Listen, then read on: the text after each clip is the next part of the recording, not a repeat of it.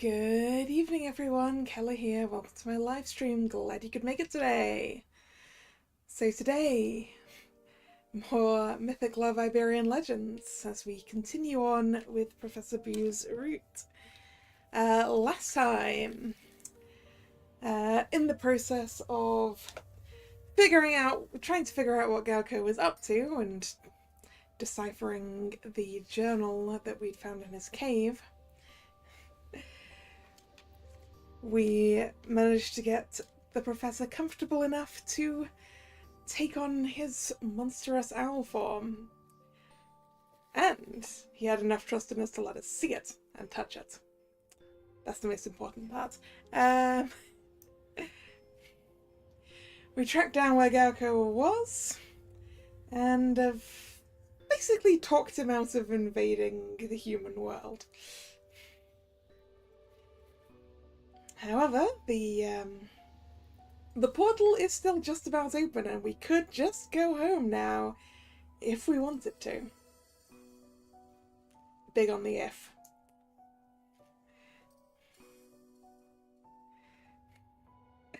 And that's about where we were. So, I haven't said that I want to leave.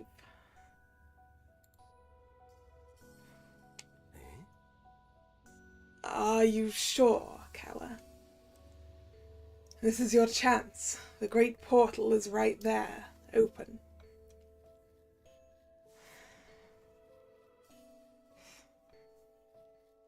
I won't abandon you in a moment like this.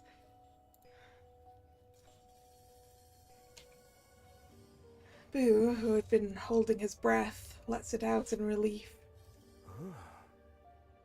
I know it's selfish of me to ask something like this of you, Kalla. I'm truly grateful. I have hope. What Galko said can't have been a coincidence. If your presence confirmed his suspicions, if the Light of Ages is so closely tied to humans, beside you, the Great Stone Portal closes completely.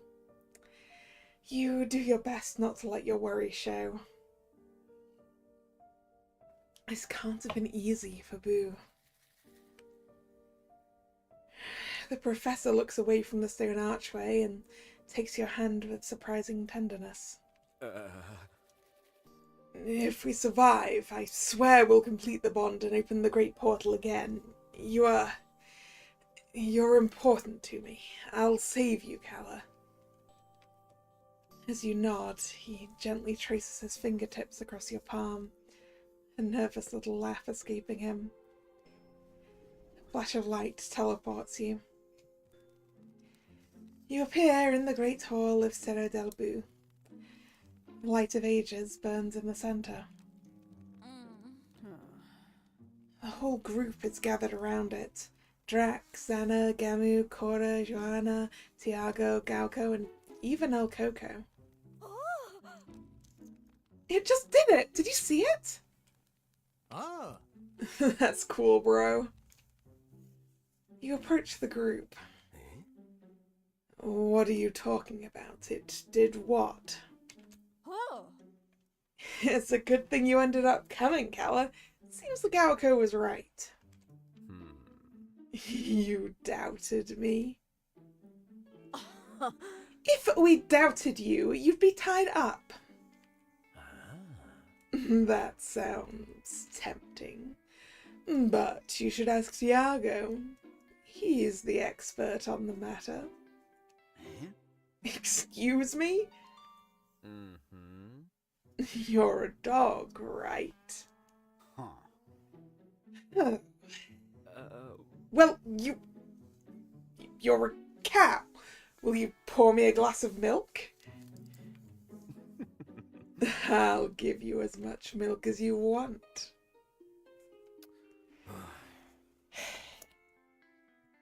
Leave the ties and the milk exchange for another time. We have a problem here. To one side, Cora, Joanna and Xana look at them while trying to hold back their laughter. What's so funny? I'm serious. Mm-mm. Exactly. There's nothing funny about all this. Nothing. It's just that some milk would be nice since this really takes the biscuit. Sana lets out a laugh. Johanna presses her lips together, trying to stop herself from doing the same.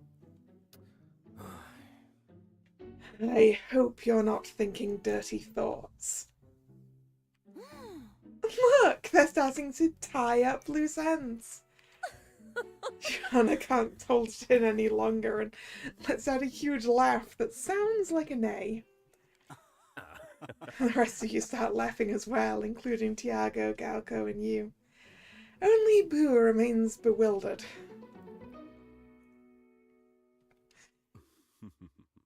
But after a while, he starts smiling too. Sorry, Professor. We're all very nervous. Mm-hmm. I understand. But we need to focus now. Look at the light of ages. You watch the small light. Indeed, it is even more diminished than before. It hasn't moved at all. Mm-mm. I mean, midnight has already passed. What the light usually does in St. John's Eve is revitalizing, but this time it seems like it has weakened. Well,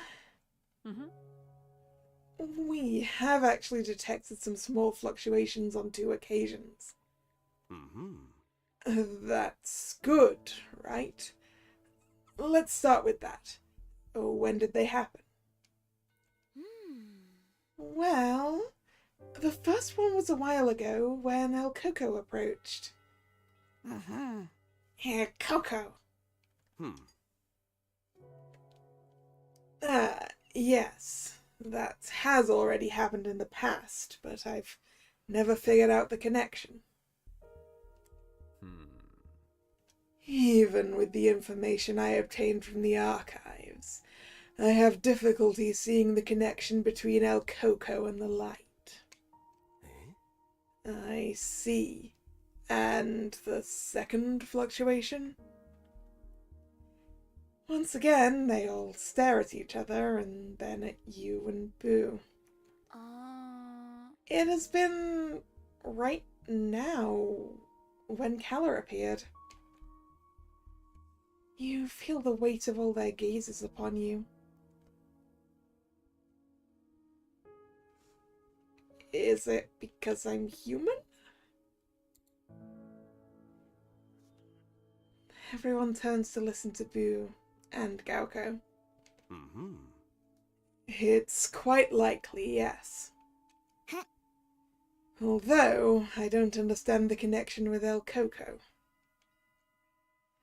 Let's start by collecting data. Kalla, can I take a hair from you? Sure, have a hair. I trust you won't do anything nefarious with it. It's nothing weird. My intention is to compare it with one of El Coco to locate common properties, and we don't have time for all that. The most efficient resource is to try things. My dear, approach the light of ages. Let's observe its reaction. You take a few steps towards the light. They all look at you expectantly while holding their breath. They're getting on your nerves, but you don't want to worry about something like that right now. It's not the time.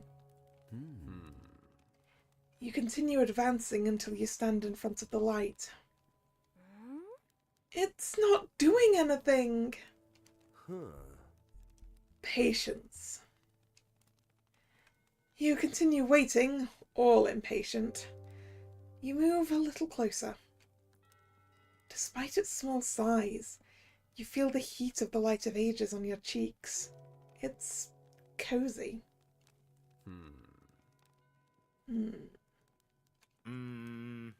It's not reacting.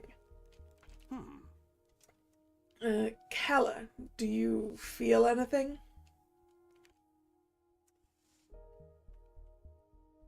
The warmth is pleasant. It is. But that's not out of the ordinary. Oh. What if you try reaching out? You look at the others, who nod. You extend your arms and place a hand either side of the small flame, palms facing it as if you were going to grasp it. You feel nothing unusual. Feel like anything further might burn me, and that's probably a bad idea.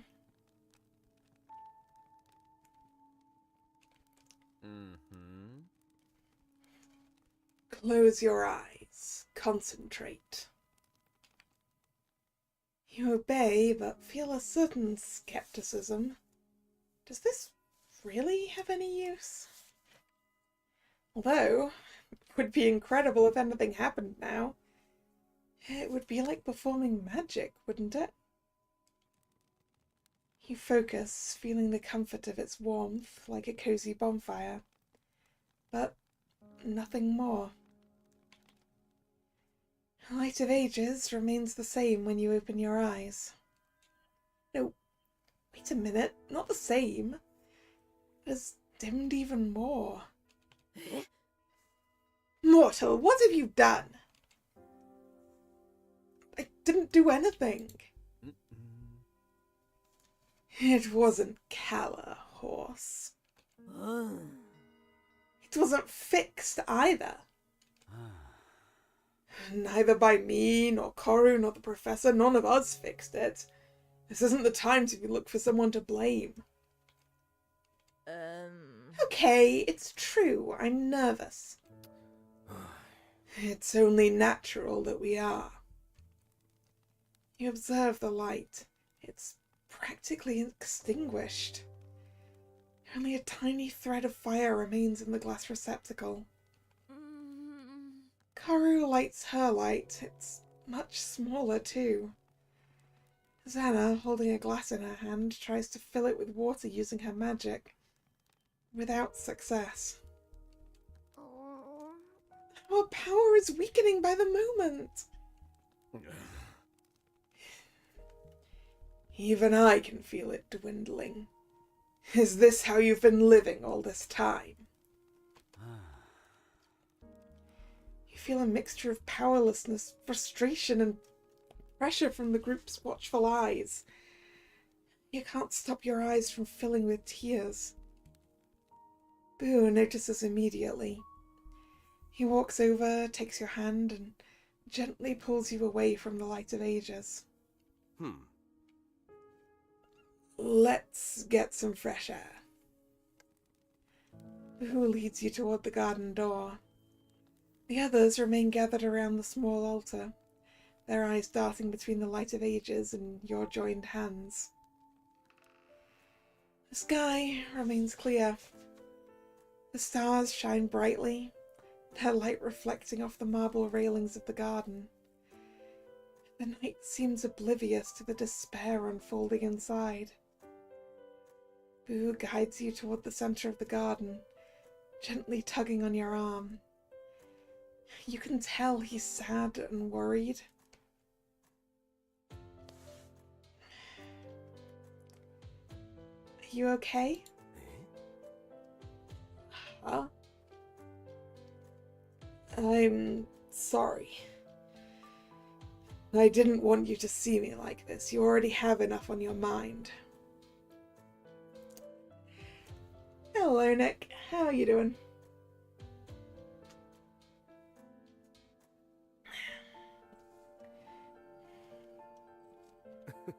Boo tries to smile, but he can't quite manage it. His expression is so endearing that a small laugh escapes you. Yeah, I'm fine. I'm a little, well, I'm tired. But other than that...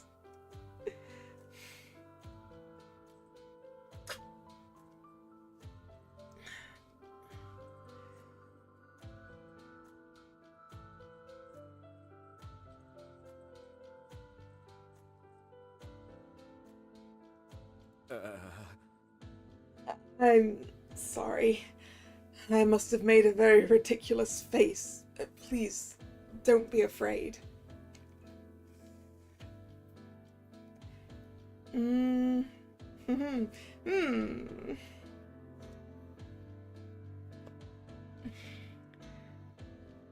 Do we call him adorable or give him a hug?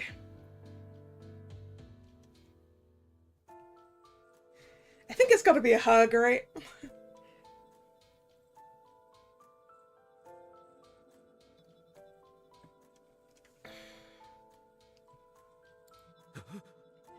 Who is surprised by your gesture but accepts your embrace. Although your face is buried in his chest, you soon hear him trying to hide his sobs. You comfort him until you notice his heartbeat calm down. Oh, he definitely needed that. Sorry about that. Thank you, I feel much better. There's no... Why is the... I did the chat thing, right? Right?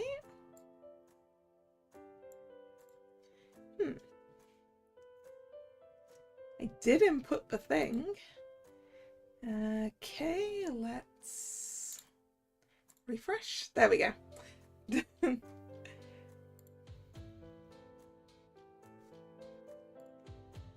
Sometimes I have to refresh the thing. And it looks like today was one of those days.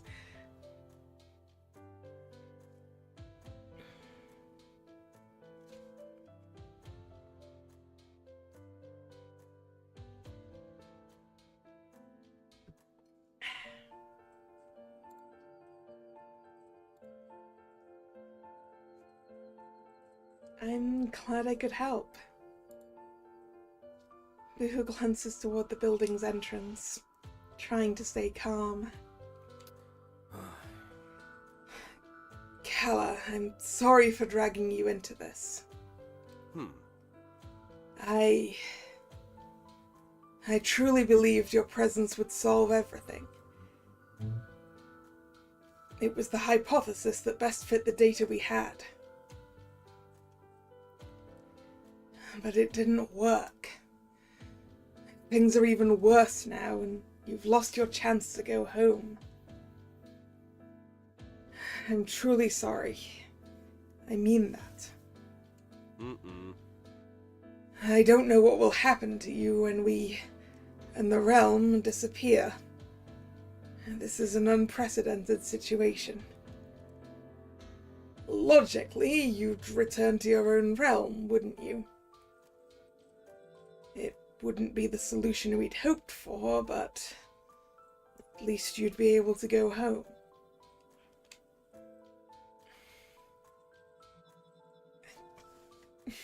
Yeah, let's not think about that one.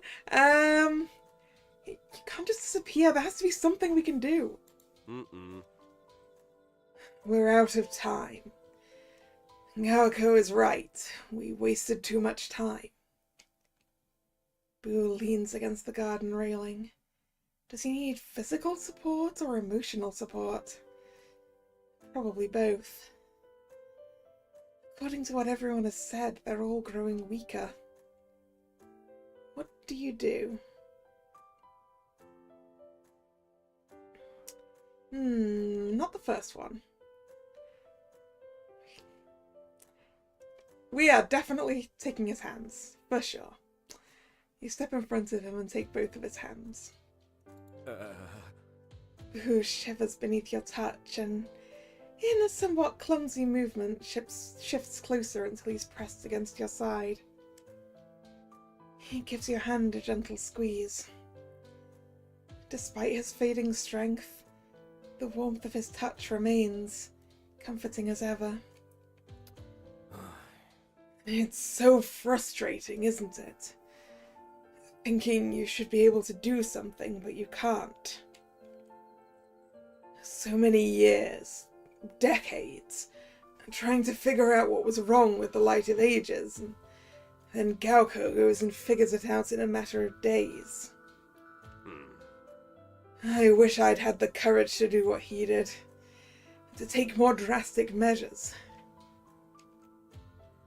Maybe then I would have made it in time to save everyone.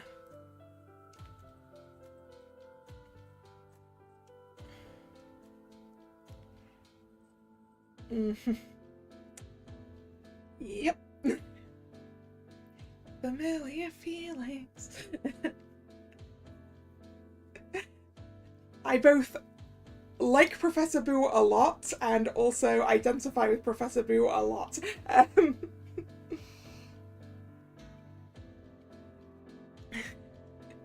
Is that weird?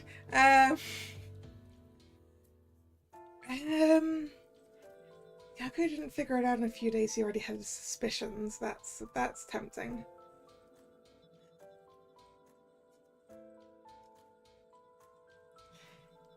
Yeah. Yeah, he's been thinking about this for a while. It's not like he did it.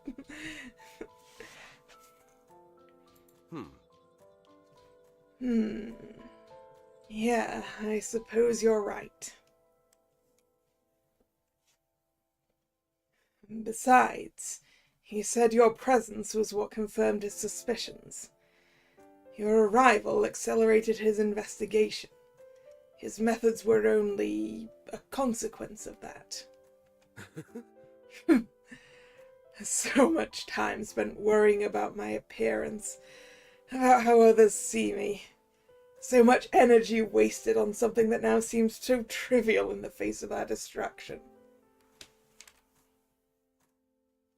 If I'd spent all this time using the mental capacity of my owl form to investigate the light, would I have discovered what was happening sooner? Have I doomed everyone because of my own fears? How frustrating. How humiliating. Which reminds me, Kalla, I want to apologize to you again. I'm pretty sure you haven't done anything you need to apologize to me for.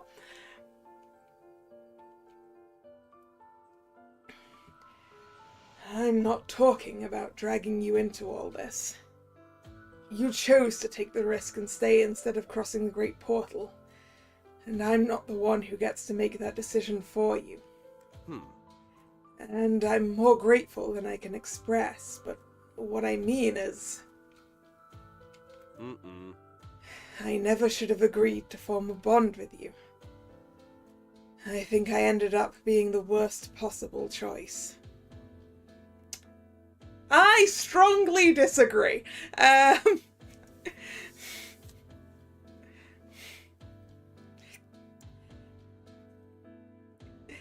think it is highly likely you are going to end up being my favourite, Boo.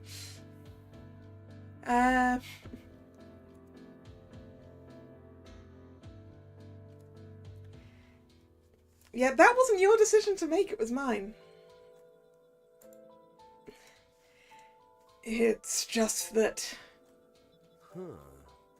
I believe that when you chose me, you were under the impression that I was the safest option, being an expert in portals. No, that is distinctly not why I chose you.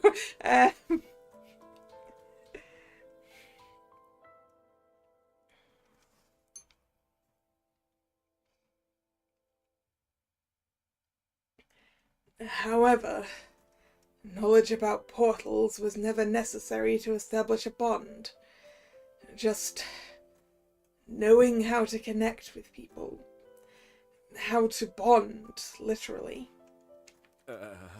And well, you must have noticed by now. When you made your choice, I was aware of it, but I was also selfish. I didn't clarify the confusion, and I accepted to be your bond because... Well, because I wanted to get to know you better, Kalla. I wanted to know and spend time with the person that didn't get scared of me when we met the first time. But I didn't consider how that would condemn you in the long run. Or I refused to consider it. My friends are great. I can't stop thinking that any of them would have done a better job than me. That if you had chosen any of them, perhaps you would already be safe in your realm by now. So I'm sorry. I chose you willingly.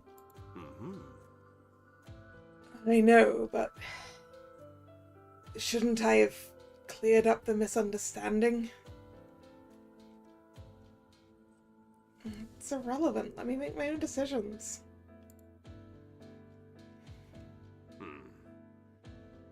You're right, Kalla. Without realizing it, I'm undermining your autonomy. I have to respect other people's decisions. This isn't fair to either of us.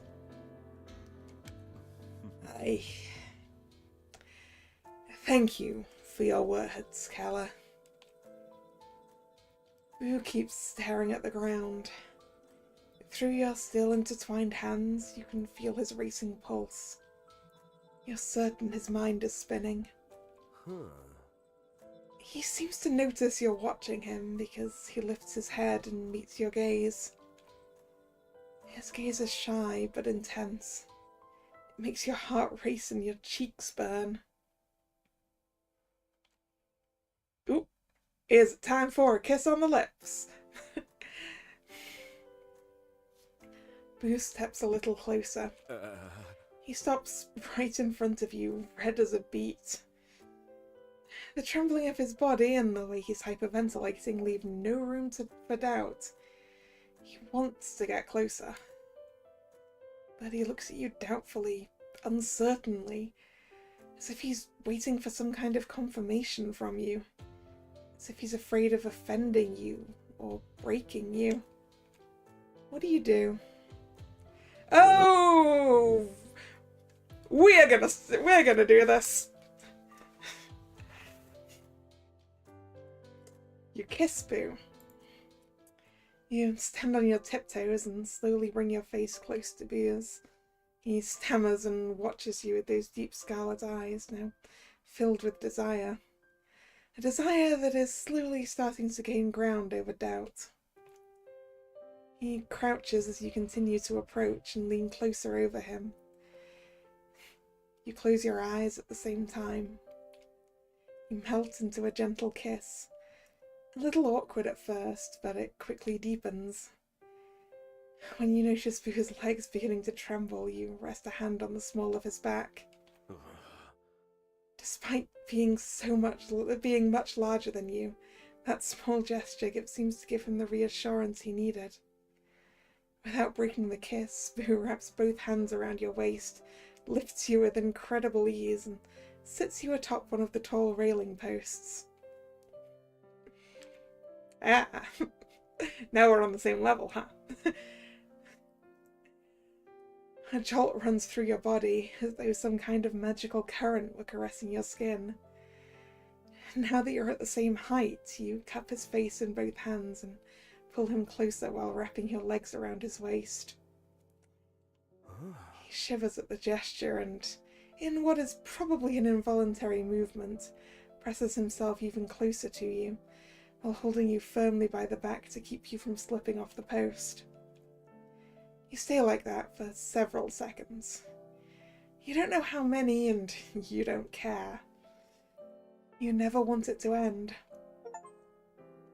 Hey! Achievement for the kiss.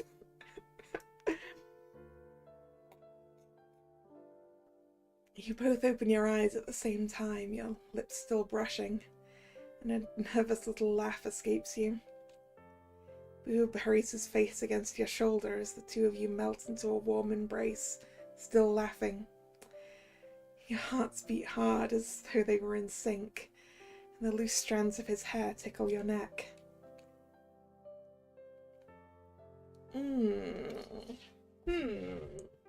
Which of these? Magical. That was magical. Boo lifts his head and looks you in the eyes, letting out a nervous laugh. By the way, did you feel that strange surge? That was the bond. Not that it's much use to us right now, but if we survive the light, you'll be able to... Boo trails off mid-sentence. You're grateful for it. You don't feel like thinking about that either. Not now. We should head back. The others are probably getting worried.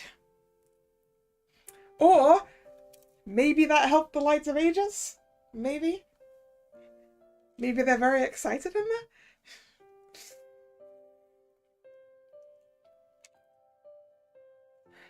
Let's go. Boo takes your hand and leads you back into the Cerro. You walk back into the Cerro's great hall, hand in hand, your cheeks still flushed. The others glance between you, the professor, and Gauko. They look expectant. Gauko, there they are. Ah. Ask him, come on. Wait. Give it a moment. What are you talking about? The others exchange glances, unsuccessfully trying to hide an excitement you can't quite understand. Yep, I think the kiss helped. Well, it's just that... It looks like Gauko has found a solution to the Light of Ages.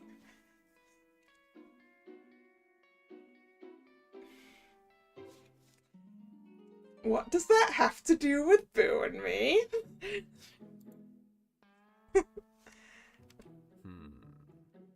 Wait. His part is still missing. I don't understand any of this. I'll show you. Gauko approaches you carrying a small round device that resembles a portable portal. I hope you don't mind, Professor. I took the liberty of entering your office and retrieving an old prototype of your portable portal.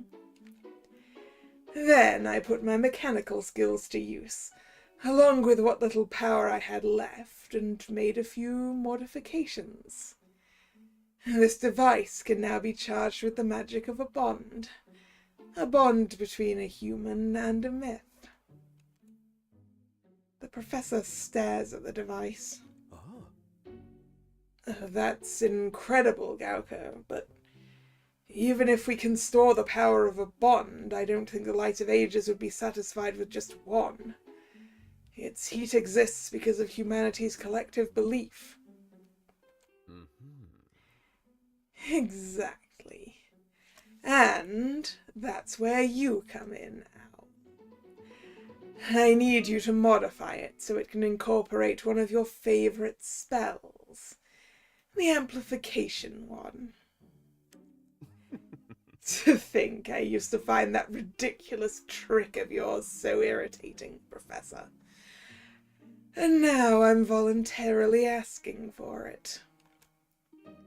Boo continues processing everything Gauko has just told him, studying the device with intense interest.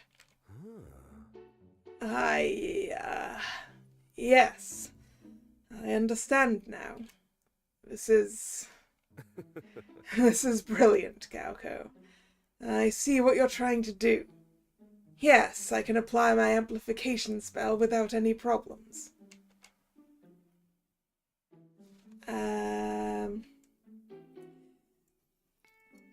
So we are basically going to fuel the Light of Ages entirely based on our bond, but just multiplied thousands of times. Yeah, I think I get it. I hope I get it. To summarize, we're going to modify a prototype portable portal so it can function as a kind of battery. A battery powered by bond magic. For the Light of Ages. And we're going to charge it using our own bond, Kalla. The one we just completed. Oh. Exactly. Because we already assumed that you were out there working on the working on the bond. This should buy us some time with the Light of Ages until we can come up with a permanent solution. Well done, Kauko. I'm going to incorporate the amplification spell upgrade right now. Boo gets down to work while the rest of you wait expectantly. You observe the light, which continues to burn with only a thread of life. He speaks just a few minutes later. Mm-hmm. It's done. Oh. Saved. Mm-mm. Wait, let's not get ahead of ourselves. We still don't know if it's going to work. Oh. Of course it's going to work, Owl. I hope you're right. Boo walks toward you with the device. Galco also approaches you to observe. The professor places the object on your hand and wraps it with his. A discharge like the one from before runs through your bodies as soon as you touch. The object lights up. Ah. It worked! Boo, who has been holding his breath, exhales with relief. Don't get your hopes up just yet, Owl. First, we must make sure the light accepts it. Even the most powerful simulated bond would be useless if the light notices the deception. Oh, sure, you're right. Boo makes as if to head toward the light, but stops short.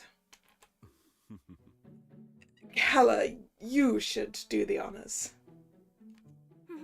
Right! If this works, it'll be thanks to you. You deserve to be the one who makes the magic happen. Besides, who knows? Maybe the deception is more convincing if it's a human being who delivers the bond to the light.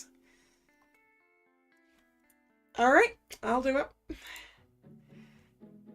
The professor puts the little device in your hand and gestures for you to approach the small altar. You walk with slow, uncertain steps, clinging to the small battery you hold between your hands. It's warm, radiant. It actually does remind you of the feeling of affection, of a personal bond. You climb the small steps of the altar where the Light of Ages rests, now practically extinguished within its crystal container. You notice the top of the bronze structure, a kind of cylinder the perfect size to fit the bond battery. Go ahead. Deposit the battery into the receptacle of the Light of Ages. Everyone watches, expectant. Nothing happens. Until you notice a small fluctuation in the fire. The rest let out a stifled little scream upon noticing it too. A second passes, then 2, then 3. The Light of Ages burns with strength, the fire almost filling the entire container.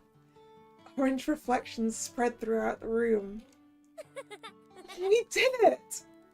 Ah. I can't believe it, we're saved! Boo and Galco exchange a look of complicity, while the former nods his head and the latter smiles from ear to ear. Sana hugs Gamu and cuddles him affectionately, while he kisses her on the head and smiles. Good work to everyone. But before we get our hopes up too much, we need to clarify something important. We are saved for now, but this is nothing more than a temporary solution. Exactly. If humans keep forgetting their legends, their traditions, and their culture, it's only a matter of time before the light weakens again. And then there will be no trick, device, or spell that will deceive it again. It will be our end. Oh, what can I do to help? They both like that. Boo and Gauko exchange a sorrowful look. We have no idea what could be done, Kalla. You already know of our existence, but you are just one person among millions and millions of humans. Do you see it now? Why my plan made sense? All humans in mass were going to see me. Don't start. Then put your muzzle on me. Stop it! This is not the time. What does it matter, Joanna? We don't have any idea how to solve this anyway. Not even a clue where to start. The joy that until a moment ago filled the room has vanished in a matter of seconds. Even El Coco is leaving the floor covered in tears, while he crawls and looks with sadness at the now intense light of ages. Aww! His gaze fills you with sadness, and you feel the need to comfort him. You approach and take him in your arms. The little monster doesn't resist. Instead, he nestles against your arms. You sing his lullaby, his favourite. Go to sleep, my little child, or El Coco might visit and eat you alive. A loud noise from the light of ages startles you. A kind of dry burst accompanied by small sparks. Fortunately, they remain contained in the glass container.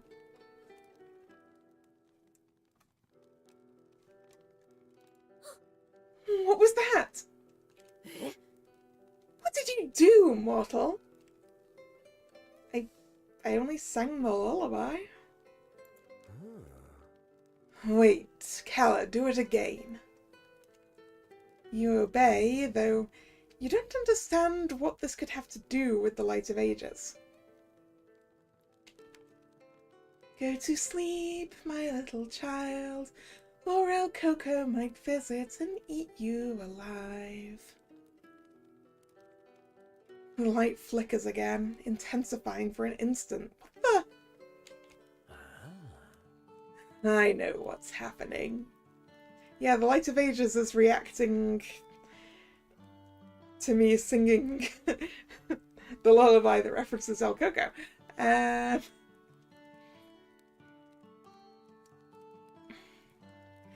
It's a case of remembering the legends and traditions, right? I know what's happening. You all look at him, intrigued. The fluctuations we've seen up until now, Professor, they weren't because of El Coco's presence, they were because of the lullaby. The lullaby of El Coco, one of the most widespread songs in human popular culture. They may no longer believe in legends and myths. They may no longer need us to survive, but we remain deeply rooted in their collective imagination. In their music, their art, their culture. This could be the solution. Singing the lullaby of El Coco? No. I mean, yes, but not just that. I think I see where you're going. We need art created around myths and legends. Like this game. This technically fits the bill.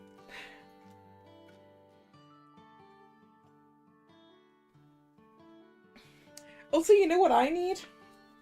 I need a book that actually has these myths and legends in it. None of the ones I have do. And it's really bothering me.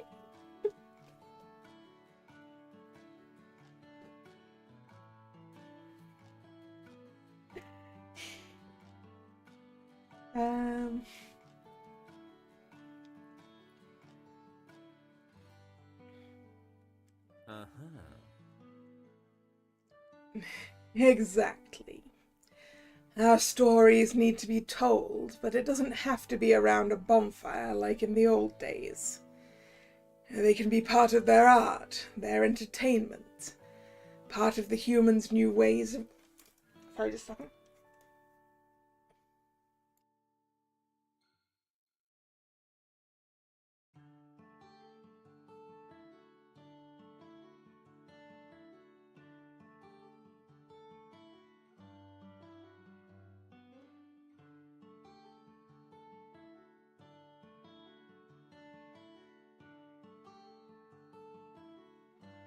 Sorry.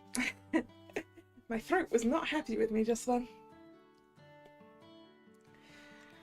They can be part of their art, their entertainment, part of the humans' new ways of generating community and security.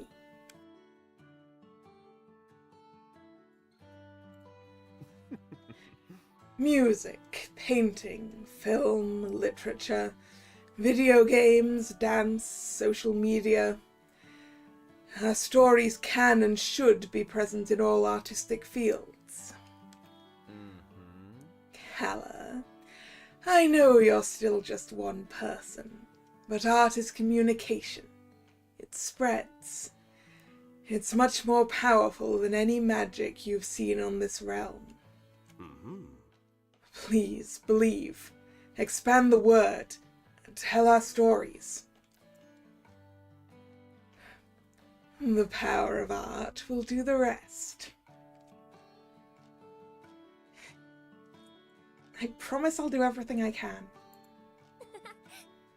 Thank you, Kalla. The first ray of morning sunlight interrupts you as it enters through the enormous windows of the Great Hall. No way, it's daytime already. Now I understand why I'm so tired. Well, and a lot of things have happened. Yes. We should go to sleep. Wait. Before that, we should accompany Kalla, shouldn't we? Accompany Kalla? Yes, to the Great Stone Portal. It's time for Kalla to go back home.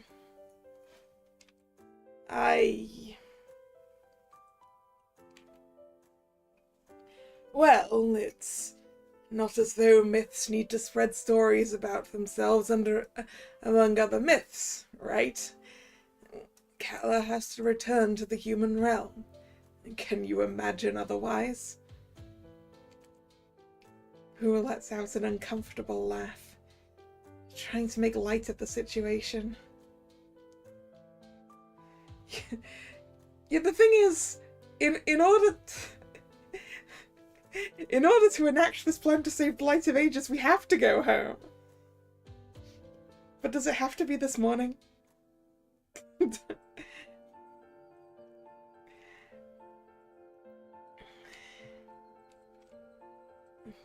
Professor, I don't want to talk about it. Please. Let's go before I change my mind and ask Kalla to stay. I'm already making a tremendous effort not to. Kalla has to return to their realm and save us. Drac opens their mouth to speak, but Boo cuts them off before they can say anything. Please. We've proved that the bond works. The great portal will open for sure. Don't make me do this alone. The others exchange uncertain glances. As for Boo, he can't bring himself to look you in the eye. Of course, Professor. We will go with you. Come on, move. Don't insist. You form a circle, holding hands, and the light envelops you. You stop to feel the warmth of the teleportation magic. One last time. You gather in front of the great stone portal. You should be happy, but instead there's a bittersweet feeling. On one hand, you want to go home. On the other, you don't want to leave the world of myths. Hey, maybe Professor Boo can come home with us. Right?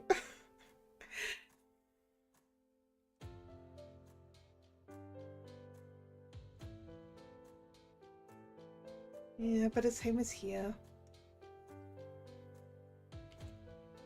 You feel that once you leave, you might never see this peculiar group of creatures again.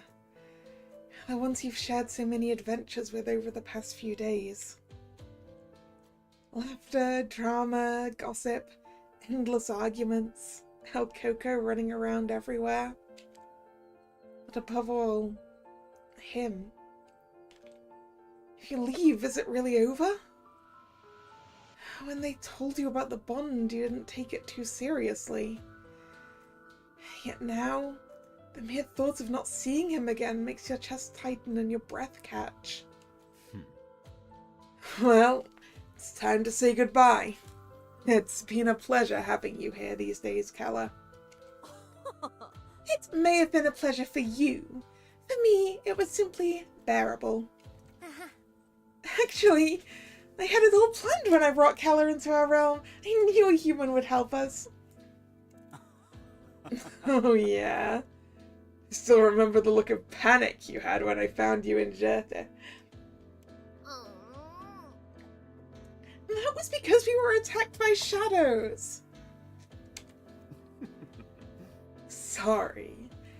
That was my fault. I was bored, and kidnapping Kalla was very tempting. Everyone starts laughing, the relaxed atmosphere easing your anxiety a little. Then you look over at Boo. What is he thinking? Does he feel the same way you do? Or has the bond been nothing more than a simple formality to let you return home?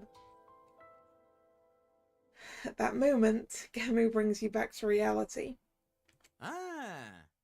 Hey, Kalla! Hope everything goes great when you go back home. Now you can brag you've seen a real Gamusono, huh? Thanks for everything. Remember not to pollute, or I'll have to pay you a visit. Thank you so much for your help these days. We'll miss you here. At that moment, the myths watch you in silence. You catch a flicker of mischief and complicity in their eyes, but also sadness. They know the time has come for you and Boo to say goodbye. Well, I suppose you'll want to say your goodbyes. We'll leave you alone.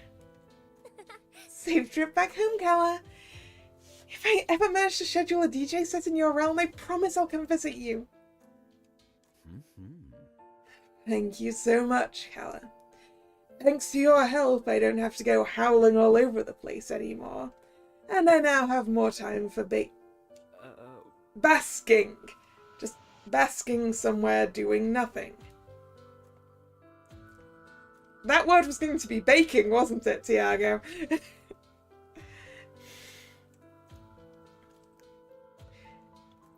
Does that mean on his route I get to eat cake? Thank you for everything, Kalla. Come on, go already. I'm dying to get rid of you.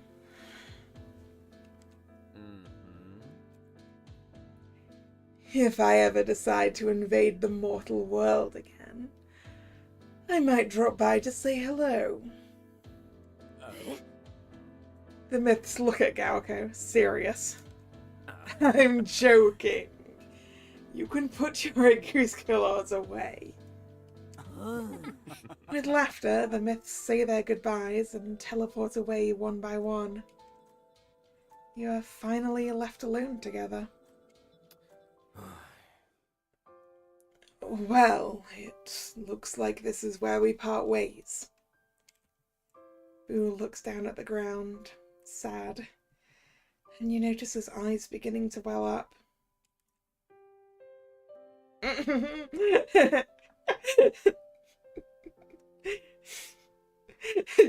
I mean, I did say earlier, could he come home with me?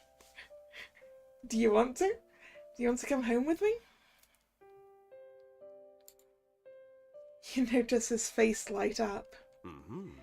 Well, yes, I think that's a great idea. This portal connects to the exact same point in your realm, and it's quite far from your home. It's best if I get you closer using teleportation.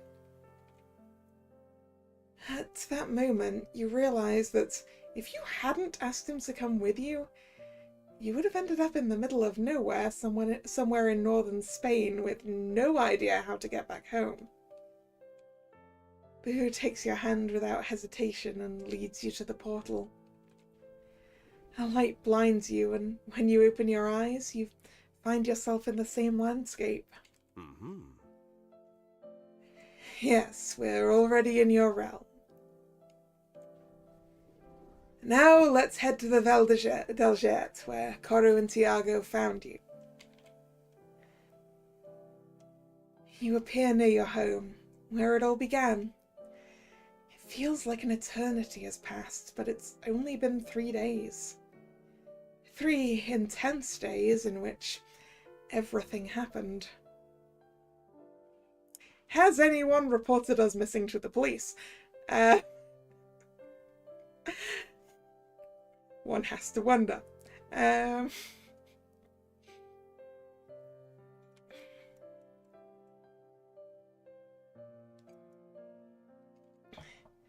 dance with all kinds of myths, a mission to save the world, a villain who turned out to not be so much of one after all, and an adorable owl who keeps avoiding your gaze less and less. You look at Boo. You chose him without thinking too much.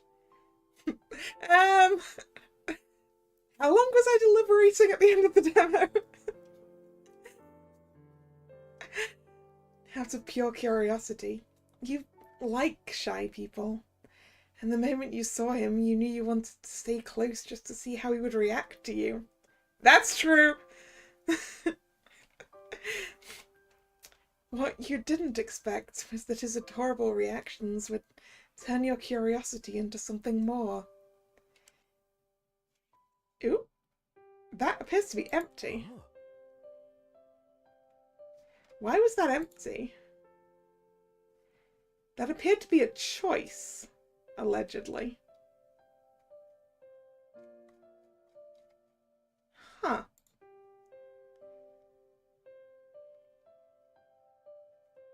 Weird. Missing bit of text there.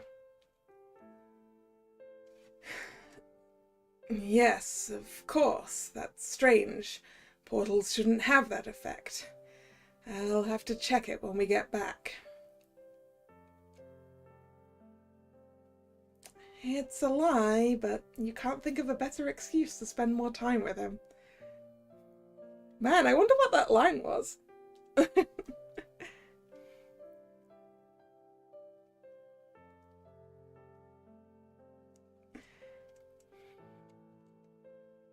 You step aside from the path and sit on the ground. The fresh grass feels like a natural carpet, so comfortable that you end up lying down. The sun has risen. It's warm and pleasant, but at the same time annoying, hitting you straight in the face. To your surprise, without saying a word, Boo lies down beside you, spreading his wings to shield you from the sun. But to do so, he has to lie close, very close. The ticklish touch of his feathers against your skin makes you shiver. Handsome, smart, and also a gentleman. What more could you ask for?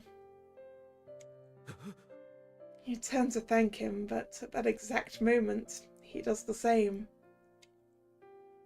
Without realizing it, you've ended up face to face, just a few centimeters apart. Well, it's time to kiss him again, isn't it? Clearly. It's the perfect opportunity. You look into his eyes, and he meets your gaze with a mix of shyness and desire. Almost unconsciously, your eyes drift down to his lips. You want to kiss them so badly. Boo notices it, and a smile forms on those lips you find so tempting. He brings his hand up to your face and gently caresses you. His eyes shine with an increasingly intense red glow. He traces your lips with his fingers and slowly moves down towards your neck. He places his hand on the back of your neck and pulls you towards him without warning, erasing the last bit of distance between your lips. He kisses you intensely, passionately, as if he'd been holding back for far too long and could no longer contain himself for even a second more. His hands find your waist and slowly slip beneath your clothes, gently tracing your back. A shiver runs through you with every touch, and your breathing begins to quicken little by little. Where did the shy Boo go? Did he stay in the other realm? He wraps his wings around you, and you feel him pulling you close, as if that gesture alone could keep you from ever pulling away, as if it could make you stay with him forever. As you hold each other, you roll across the grass, and without really knowing how, you end up on top of him. When your lips finally part and you sit up, you stay there, staring at him, unable to look away. This is getting interesting. Sorry, Kalla, I don't know what came over me. When his eyes meet yours again, you know it's time to say what you've been thinking for so long. It's now or never.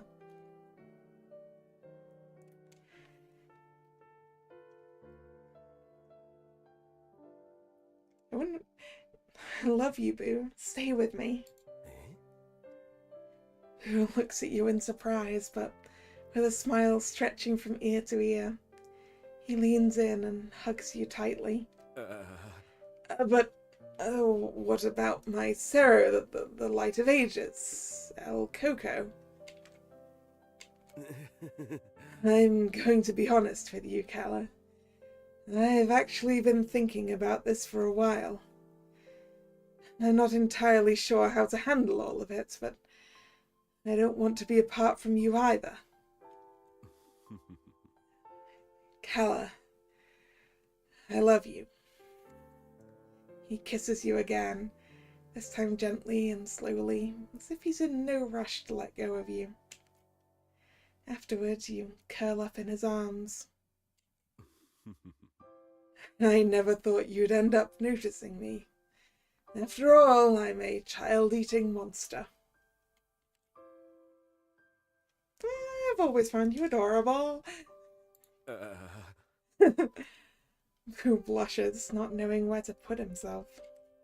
But seeing your face, struggling not to laugh, he eventually breaks into laughter too. After a while, you both get up and continue on your way. Now with a weight off your shoulders after finally saying what you'd been holding in. Hey, and who's taking care of El Coco now? Cowco is looking after him. Even if it doesn't seem like it, he's one of the myths who takes the best care of him. Suddenly you see a bush move. A shadow? In this realm? Can't be. Uh-huh. That was El Coco noises. You look at each other. You weren't imagining it. Ah. Out of nowhere, from the bushes, El Coco comes running out. Huh? What? El Coco, how did you get here? Have you been with us this whole time? Huh. El Coco gives you a knowing look. Yes, it seems he's been with us the whole time. Pet acquired. Don't you mean child acquired? It definitely feels more like child acquired than pet acquired.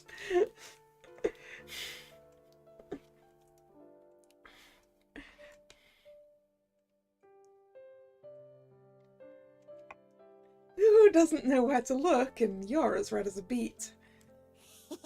Hey, Coco. No, wait, El Coco, where do you think you're going? Come here right now.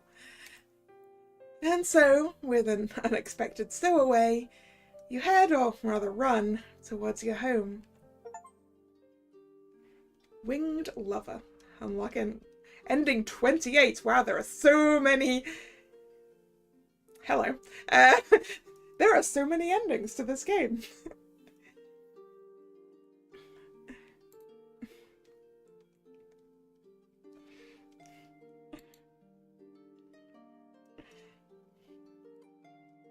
But we got the one we were aiming for.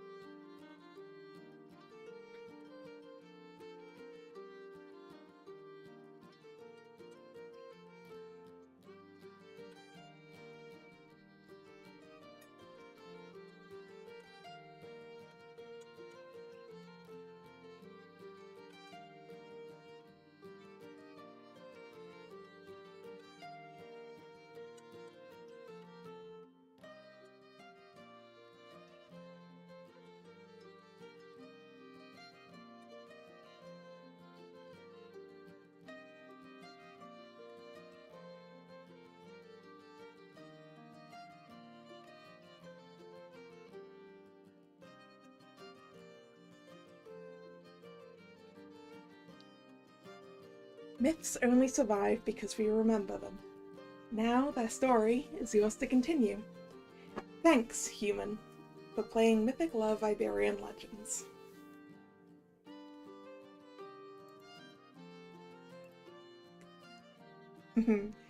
See, look, El Coco blush. Yeah, so it's now in there. Ta-da!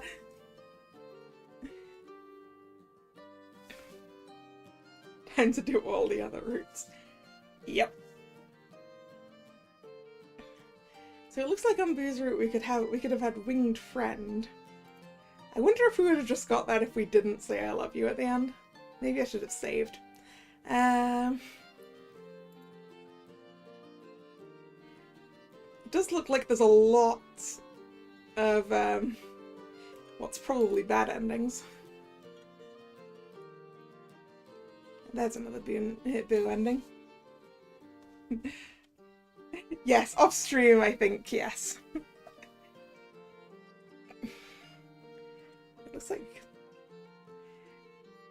Let's see if I can just unlock at least one more of these Boo endings today, though. Because I think if I load up the save that we started today with, I think if I go through the portal right now, it'll unlock something else.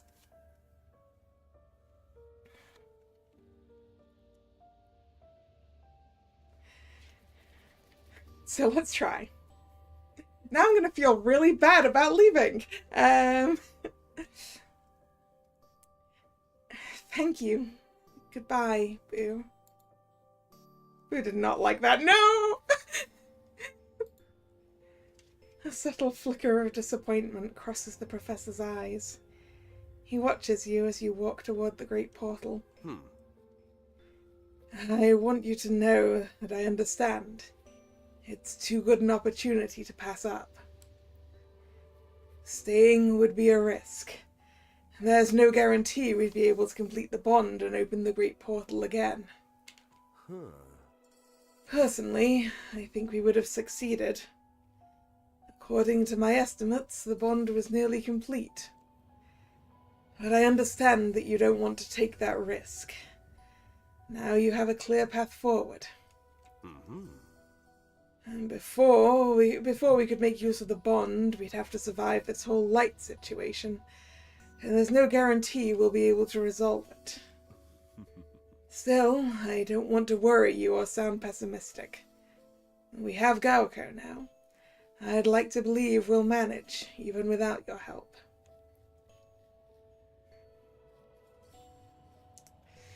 Sorry. I can't risk my life to stay and help you. Man,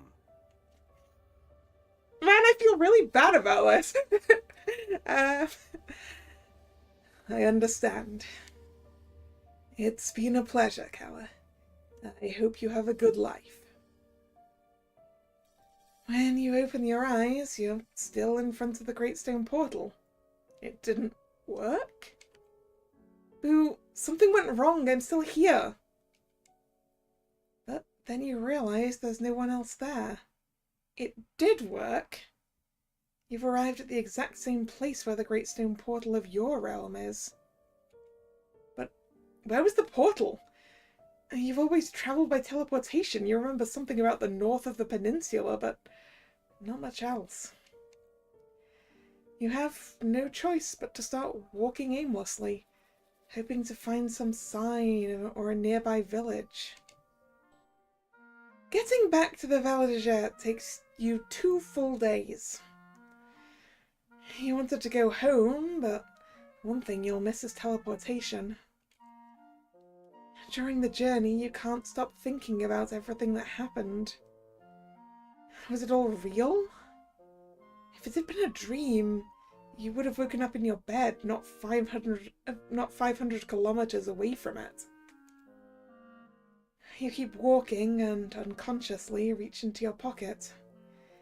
There you find the book and the quill Boo gave you. You hold them gently as you continue walking. Everything will be fine. You're not essential. They'll manage the Light of Ages situation without you.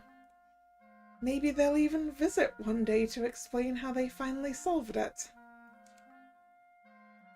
Suddenly, you feel a tingling in the hand holding the book. You take it out of your pocket to check. Uh-oh! You hold the book in your hands and notice something strange. It's fading? You quickly open it, searching for the quill inside, but it's no longer between its pages. Why? Who gave it to you so you would remember him? It makes no sense for it to disappear unless... A knot forms in your throat. Countless possibilities cross your mind, but the one you fear the most is also the most likely. And the rest is just your mind trying to avoid reality. Boo. Finally, the book fades completely, and with it, your doubts as well. The Light of Ages has been extinguished. The realm of the myths has disappeared. If you hadn't returned home, would things have turned out differently? You're just a mortal person. Would it have made any difference at all? Now you'll never know. Or maybe you do. It all depends on you. Ending 14. Vanish.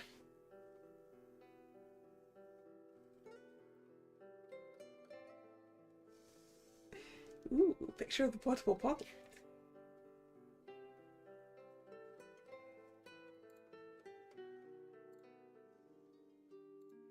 So that...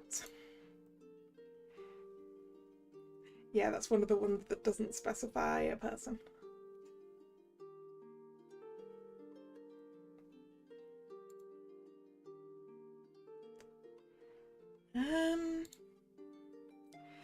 Actually, I want to quickly...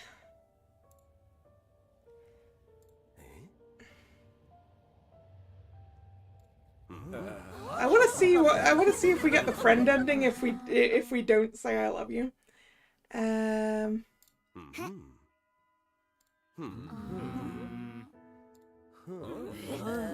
They really should have saved.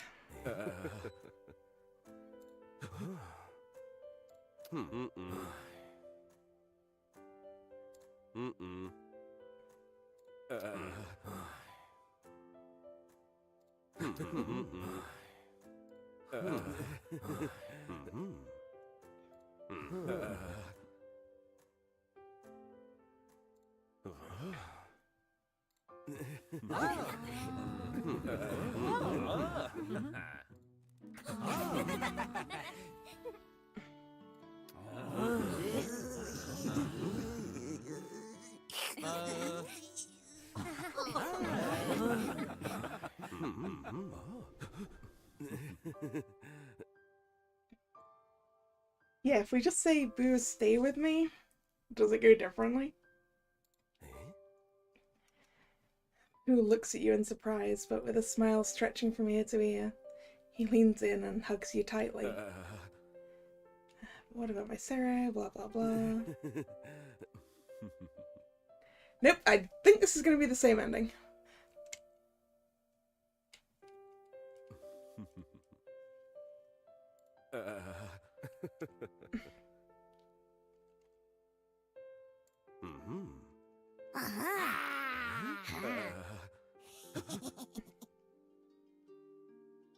Yeah.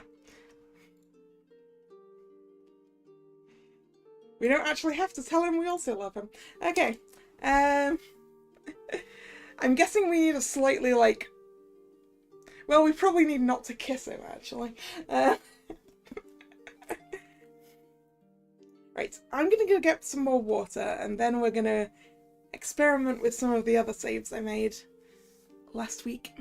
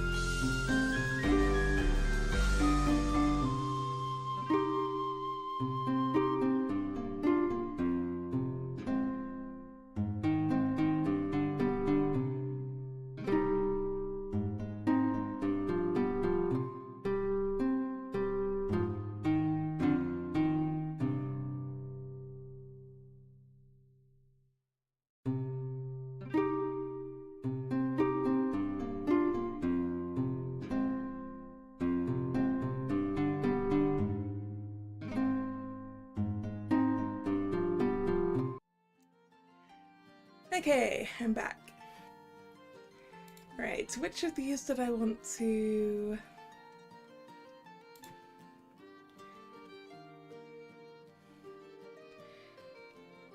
I think this one or one of the ones afterwards. I want to see what happens if I decide not to talk to Gaoko.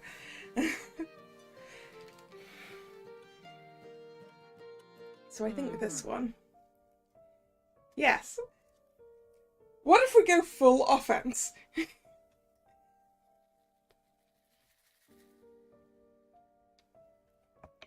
Let's attack with the Aegusculars.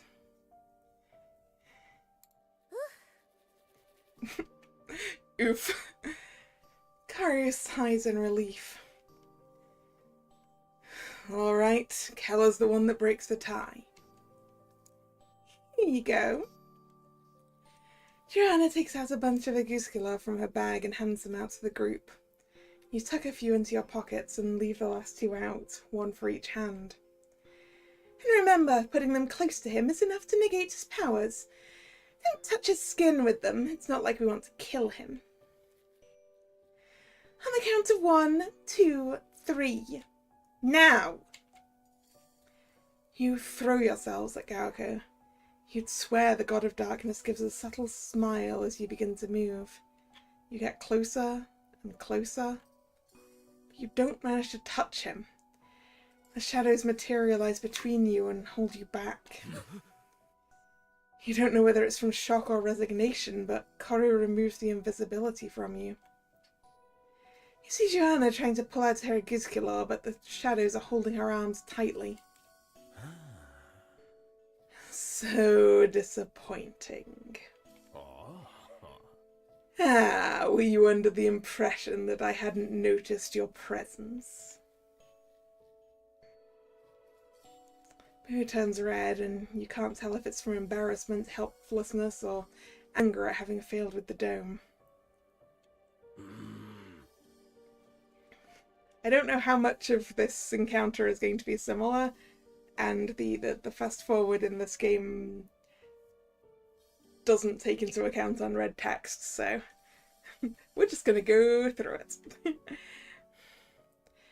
How?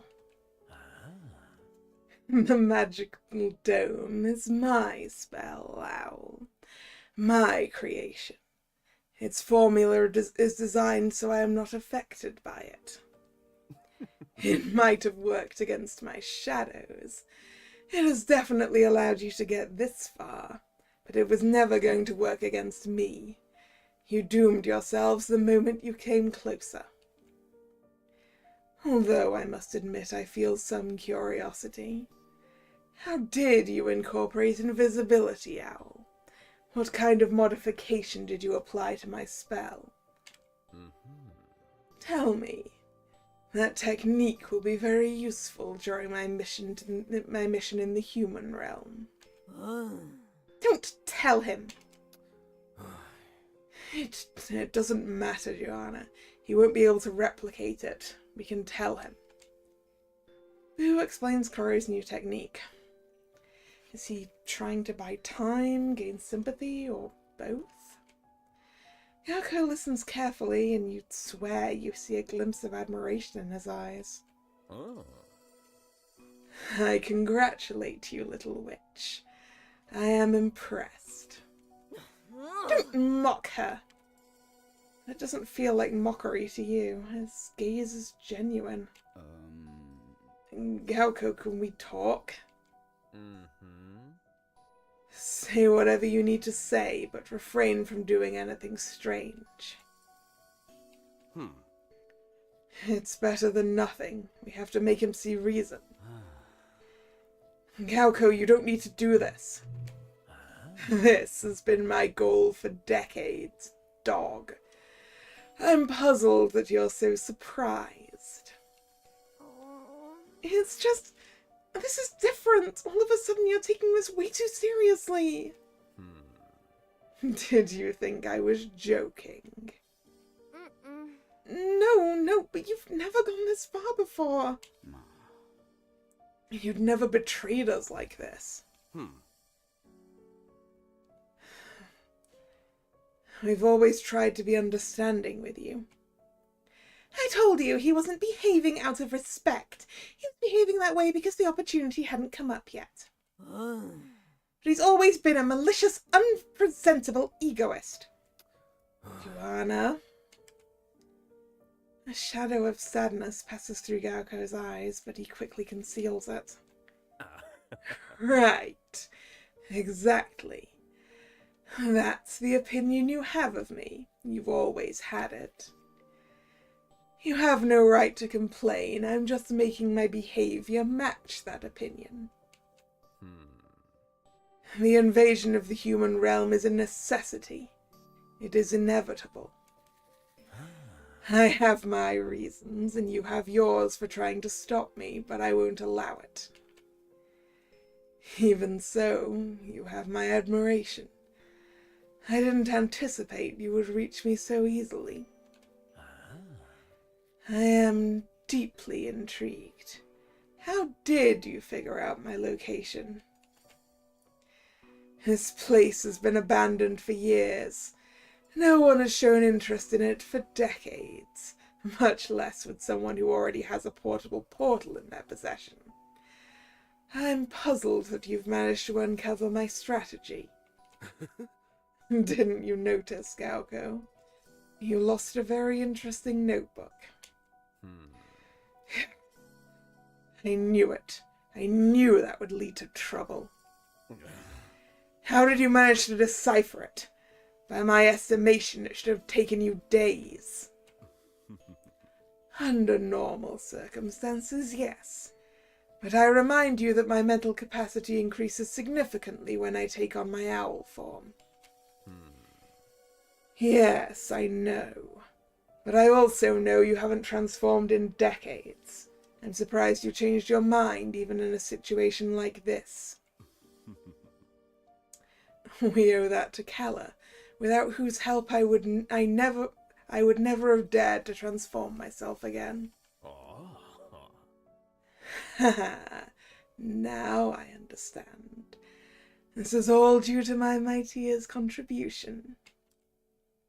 The God of Darkness turns to you. You've given me more trouble than I expected. I should have taken care of you as soon as I had the chance at the GLA. You wretch. You were such a helpless little creature, there unsupervised with that human fragility. I could have taken you with me, or even incapacitated you. Shut up! Professor, no! Who lunges at Gauko, red with rage. He doesn't get very far. With a subtle flick of his wrist, Gauko commands the shadows to seize you all. The shadow holding Tiago tries to cover his mouth, but it doesn't move in time. Tiago manages to howl. All the shadows tremble and blur. Gauko flinches and moves his wrist to summon the shadows again, but something stops him and makes him wince in pain. Joanna has taken advantage of the chaos to bring one of the Auguscular closer to the God of Darkness. The shadow holding her back tries to close in, but the howl has slowed it down. Gauko crawls towards the bushes, managing to get far enough out of the flower's reach, and reactivates his powers. Chaos erupts. Tiago uses his howl and his strength to keep the shadows under control. Joanna pursues Gauko with the Auguscular while he moves at extraordinary speed thanks to his ability to merge with the shadows. 3 shadows try to restrain Boo, who is reading a spell from a grimoire in Old Spanish while trying to break free. He stays close to Tiago. At first you assume he's doing it to protect himself with his howl, but you soon understand the spell's purpose. As soon as the professor finishes reciting it, Tiago's howl amplifies like a loudspeaker. Thank you. Over to one side, Koro has summoned her little fire and is waving her hand around, trying to keep the shadows at bay. The professor's spell also affects the flame, which intensifies and causes the shadows around her to flee. Great! You look at your own hands. You're still holding the Aeguskalors that Joanna gave you a little while ago. Join the fight, although that's actually what we did last time. You run towards Gauko with the Aeguskalors in your hands. The God of Darkness tries to get away, but Joanna approaches from the opposite direction. His escape routes are limited. Good, Kalla. Very good. Let's keep it up. A shadow tries to grab you from behind. You turn around just in time to see Tiago stop it. Focus on him. We'll take care of them. Gauko manages to slip away, but it's getting harder and harder for him to move and to control his shadows. You don't know how much time has passed, but night is falling. You keep gaining ground on him little by little. He's losing control over the shadows, who are being defeated by Tiago and Karo. When Professor Boo manages to break free from them, he joins Joanna and you with his own Aeguskalors. Gauko, stop. We can settle this in a civilized way.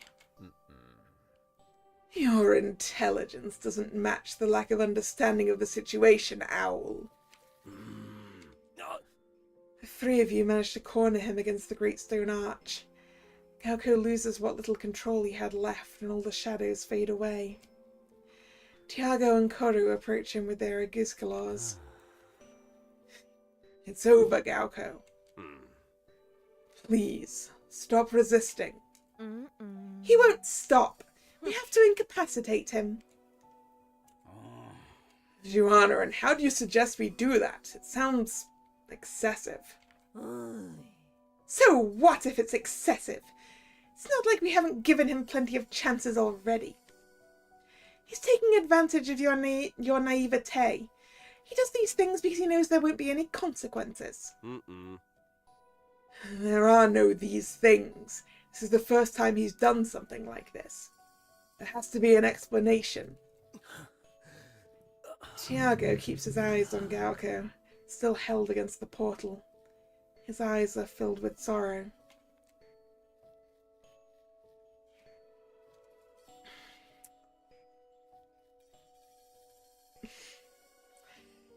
Yep.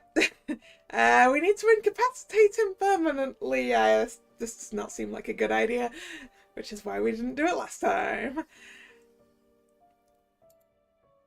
Oof! No one liked that. What? Kalla, no. We need to be better than him. Yes, I meant temporarily. Ooh. I'm gonna make a save. You ignore them, jump on Gauko, and put your Aeguskalors directly on his face. I feel really bad about this, but I want to see what happens. Kalla, no! Gauko lets out a scream of pain. The Aeguskalor has drained the little energy he had left. He begins to stagger. You notice a sudden change in the atmosphere. Where is this thirst for blood coming from? Is it the shadows? Are they angry because their master has been attacked? Everyone tenses. Something is not right. Damn it! What are you trying to do now?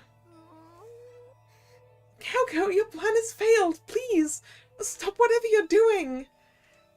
I think the fact that he stopped is the problem, Kurt. I'm not doing anything. And that's the problem. What do you mean? Without energy, I can't keep the shadows under control. And if I don't, they follow their instinct with only one goal in mind.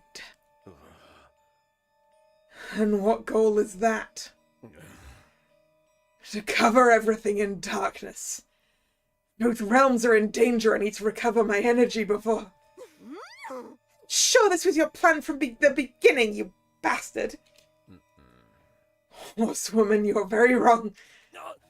One of the shadows has lunged straight at Gauko, not to protect him, but to attack him. The attack caught you by surprise and hit Gauko directly. Tiago steps between the shadow and Gauko to protect him. His howl manages to intimidate the shadow, but it doesn't leave. It keeps lurking, waiting. Galko loses his balance from the impact and collapses. Tiago manages to catch him before he hits the ground. Professor, what's happening? Why are they attacking him? It seems the shadows haven't just stopped obeying Galko. They now see him as a threat. They know he's the only one capable of stopping them if he regains his strength. So, we have to stop them from attacking him, right? Now we have to defend the God of Darkness from his own shadows. Seeing is believing. Reluctantly, Johanna joins you and the other myths to protect Galko. Your only chance to stop all this chaos. But all the myths are running on empty. It doesn't take long for the shadows to surround you and drown everything in darkness. A darkness that, little by little, will consume the realm of the myths, and yours as well. If you let yourself be carried away by impulsiveness, incapacitating the only myth who keeps the shadows under control might not have been the best idea. Ending 13. Violence. Ooh, concept art.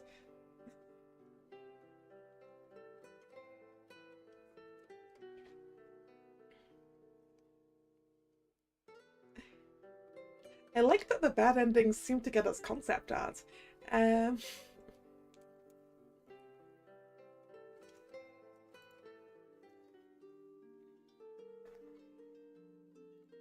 But now we're up to 3 endings.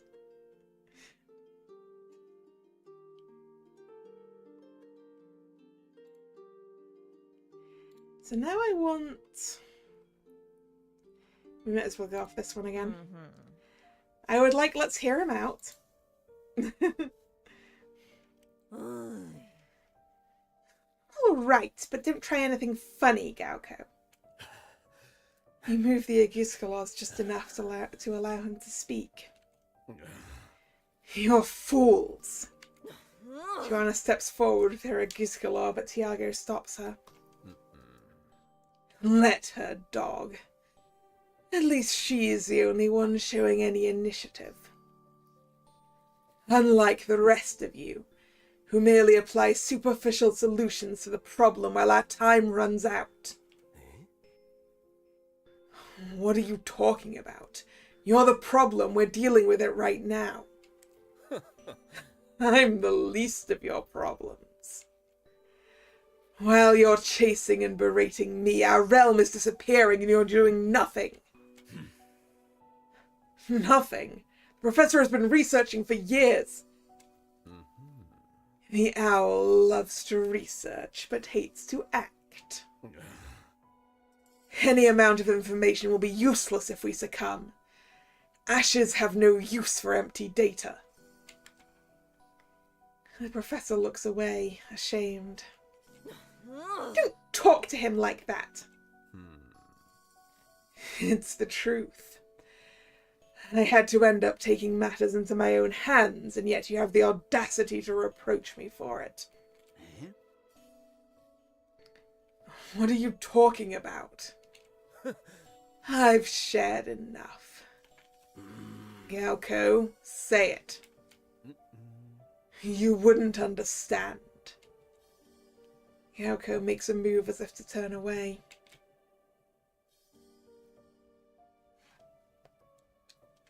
Alright, let's make a save on that one. Let's torture it out of him. You bring the Aguiscalor closer to Galko. He did not like that. Kalla. Don't protect him, Tiago. It's the human realm that's in danger. Kalla deserves to know. All right, I'll explain it to you.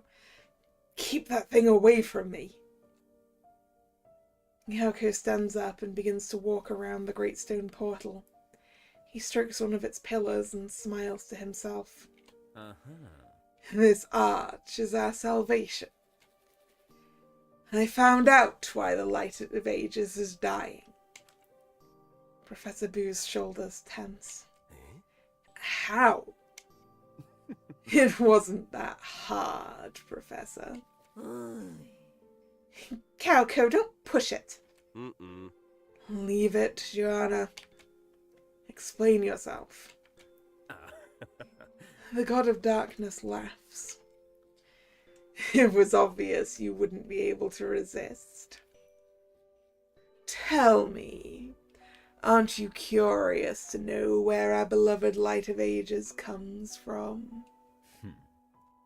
Of course, every myth has wondered at some point. It's a mystery, one we've never managed to solve. Galco flashes a huge smile.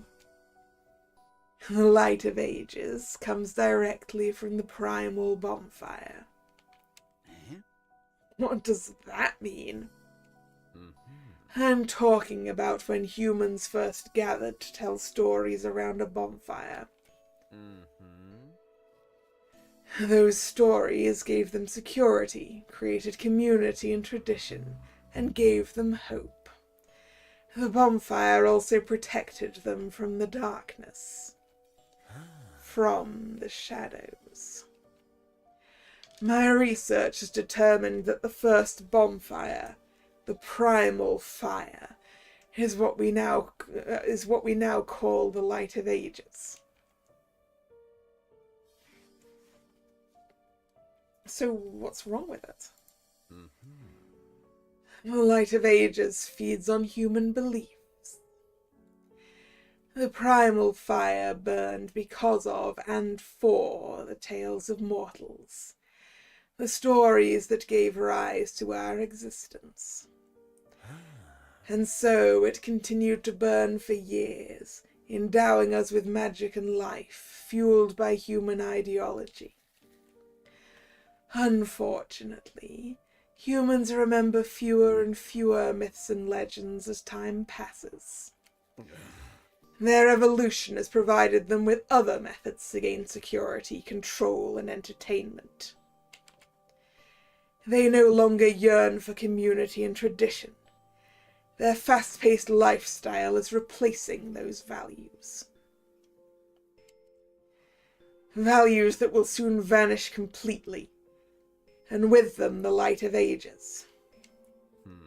And all of us. Tiago looks at Galco skeptically. Boo, on the other hand, is deep in thought. You can believe me or doubt me. That won't change the facts.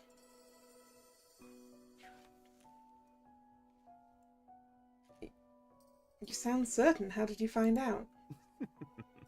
The original archives make for the most fascinating reading. You were granted access to the archives? How did you do that?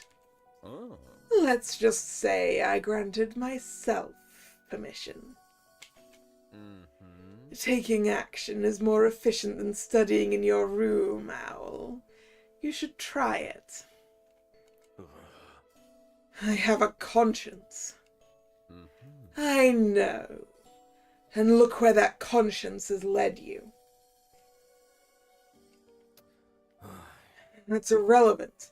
I would never hurt anyone just to get some documents. Who said anything about hurting anyone? I just went in, grabbed them, and left.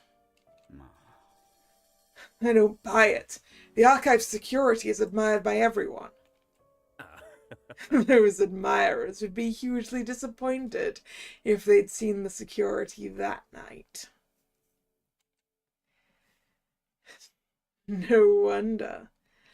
Most of the guards were at the gala, and those who stayed behind were too busy grumbling about missing the party. The GLA? You took advantage of such an important event to carry out the break-in? It's a miserable plan. I wouldn't call it a plan. I made the decision that very day. But the timing was certainly convenient. Uh-huh. And why did you make such a sudden decision? That was thanks to my dear. Thanks to me.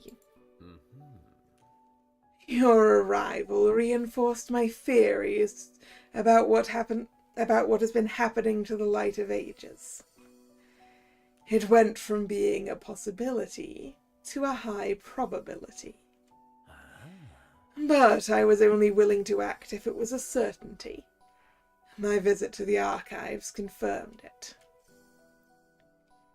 The myths look at the god of darkness, still processing everything he just said. Uh-huh. So this is all the humans' fault. What a surprise. Joanna. I don't think they're even aware of it.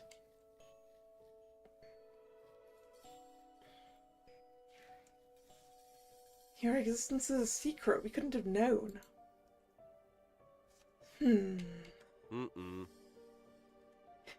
Even so, Gauko, attacking the human world is excessive. Revenge is never the solution. Don't bother, he just wants to cause harm.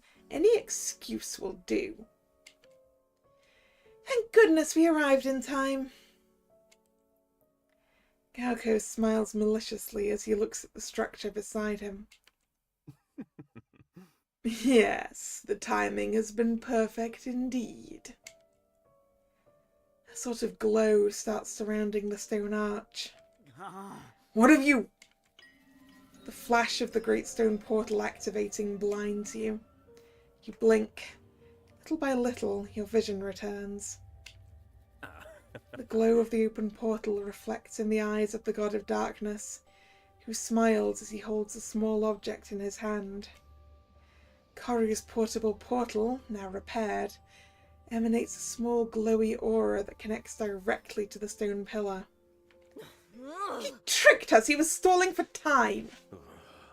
We have to stop him. Okay, I want to make a save here. I think we can get ourselves another bad ending if we don't stop Gauko. So... let's wait for the others to react. The shadows have held you back again. Johanna tries to grab her Aeguscular from the ground, but one of the shadows kicks the flower and sends it flying. The myths struggle in vain. Their eyes are filled with rage. You watch them helplessly. Tiago, Boo, Joanna... Where is Koru? Yako also seems to have noticed the witch's absence. How long has she been gone? The god of darkness observes his own hand. The portable portal has vanished. Koru appears a few feet away from it, holding the device. I won't let you destroy the human realm! The witch raises her fingers. No! And activates her light. The portable portal begins to burn. You fool! But the device has already been reduced to ashes. Well done, Koru. That's our little witch. Damn it, Enkaruja. This was useless. The portal has been activated. I'll find a way to return another time. Well, I guess maybe we won't be finding another one. Joanna has once again taken advantage of the chaos to pull out her other Aeguscular. Gauko gets distracted trying to protect his face, and the shadows fade. Grip him! Tiago and Koru jump on Gauko, grabbing him by each arm, while holding Aegusculars in their other hands. You don't know what you're doing! You're dooming us all! Don't let him fool you! He's trying to distract us again! Gauko, we can't take our frustrations out on the humans. I had no intention of taking anything out on anyone, Owl. Let me go. Can't you see? The solution to our problems is right in front of us. Galco stares at the portal, its glow reflecting in his eyes filled with rage. We have to make them remember. If I reveal myself to the humans, the light of ages will be saved. What are you talking about? The solution is obvious. Even you should be able to understand it, dog. They won't be able to ignore my shadows. They won't be able to ignore me. They will remember the legends and our realm will be safe. Tonight, St. John's Eve, the night of myths and legends. Today, they'll find out we're real. Don't believe him, he's trying to trick us again. Calco struggles between Tiago and Karu, but he can't break free. Can't you see? Fools. Calco's voice grows weaker as the Aguskalaws draw near. It's getting harder and harder for him to resist. There's no time, the portal will close soon. And thanks to the witch, we have no way to reopen it. You're dooming us all. A glimmer of doubt begins to show on Tiago and Boo's faces. You can see guilt in Karu's. Are you trying to make us believe you wanted to save us all? Come on. Right. Your evil nature is known to all. Someone who sends their shadows to attack every other minute can't have good intentions. And it's true. Yesterday you went too far. I understand you wanted to distract us, but being wrong is a habit you should correct. Everyone is under the impression that I control the shadows. Everyone knows your legend. What good is knowing if you don't know how to interpret it? I keep the shadows under control. That's not the same as controlling them. Sounds the same. The shadows have a consciousness of their own. They obey my magic, yes, but they also move at their own will when I'm not present. Repairing the portable portal required my full attention yesterday. I'm sorry for the inconvenience caused in my absence. You're not sorry about anything. I can't deny that the situation was convenient. They almost prevented you from tracking me down. But I assure you, it wasn't my intention to cause any harm.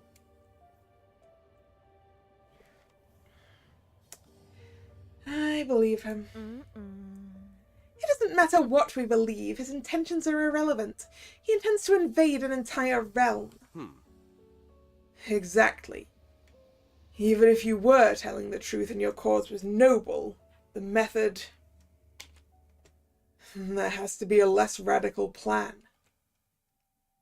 Galco has stopped fighting and is staring at some stones on the ground, head down. Which one? We've gone decades without results.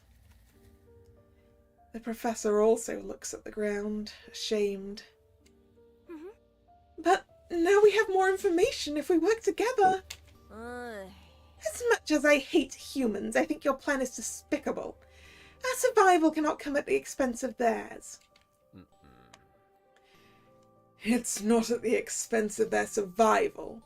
It's at the expense of their privilege.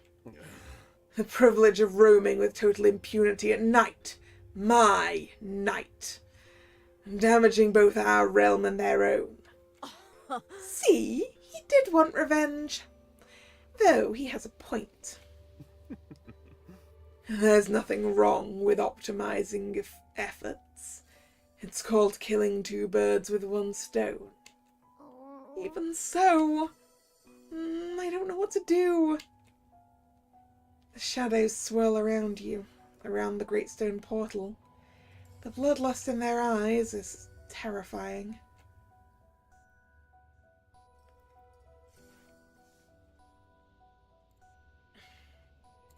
I would like to pick the option, Galco is right. It's the only way both realms can survive. Kalla. See, even humans have more common sense than you do. What's necessary isn't always moral. There has to be another way. Kalla, you speak on behalf of the entire human race.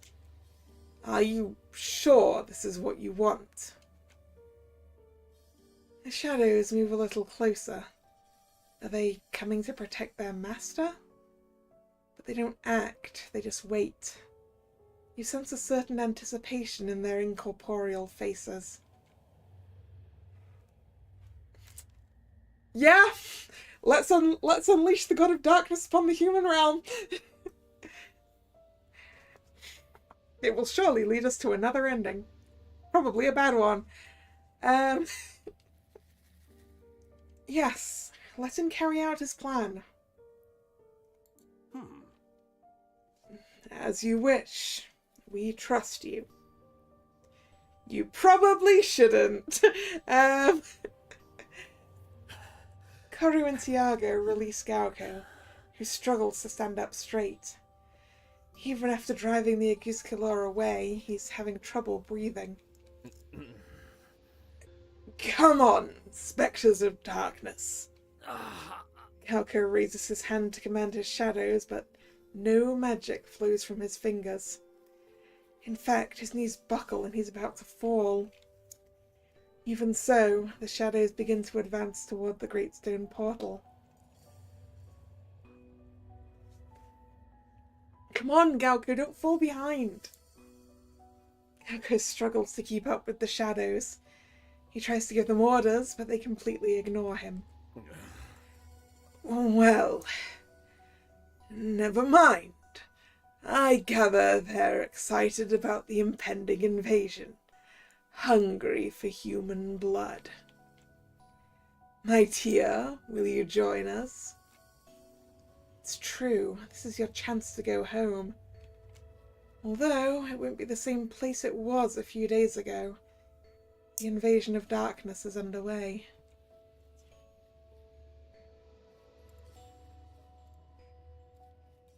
Sure, let's go! Thanks, my Tia. I knew you'd understand me. You didn't think twice before abandoning them. That coldness of yours feels dangerously attractive. It will be an honor to cross into the mortal world with you. Galco extends his hand. You take it, and together you head toward the portal. He raises the other hand, trying to guide the shadows towards the portal.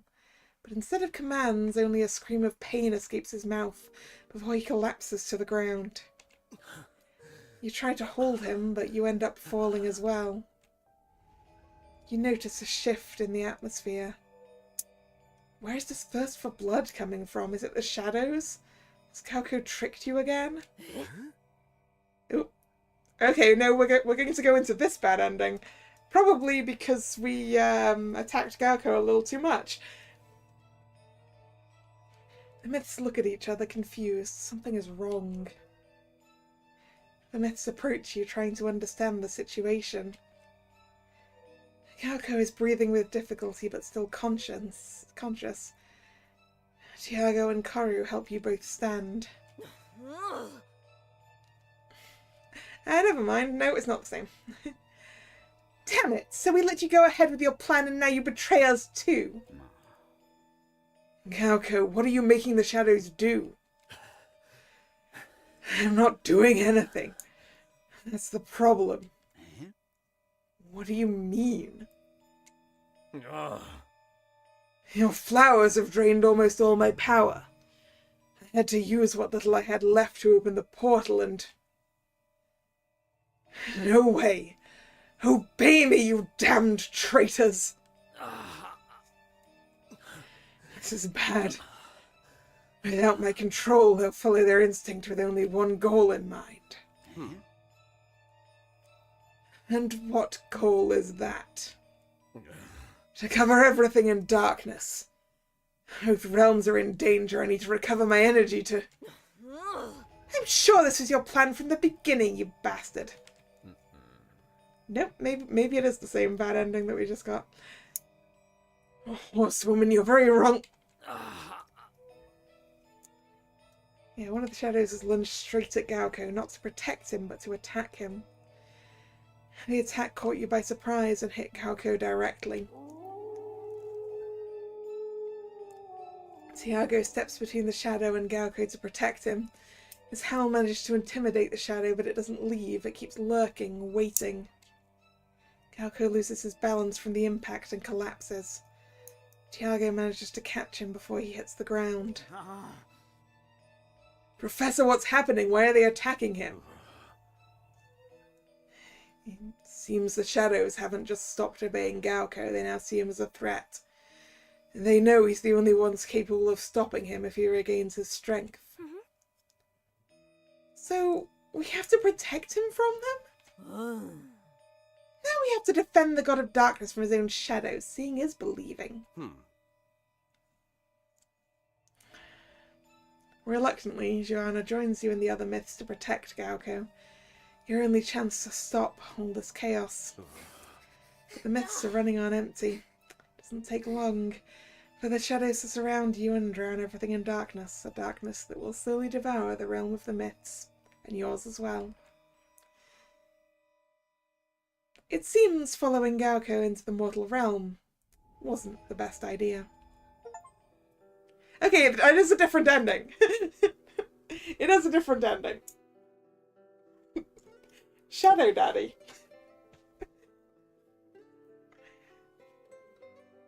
Ooh, is that what Gaoko's true form looks like? I wonder.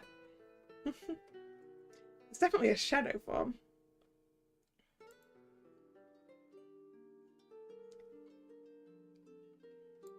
That puts us at 4.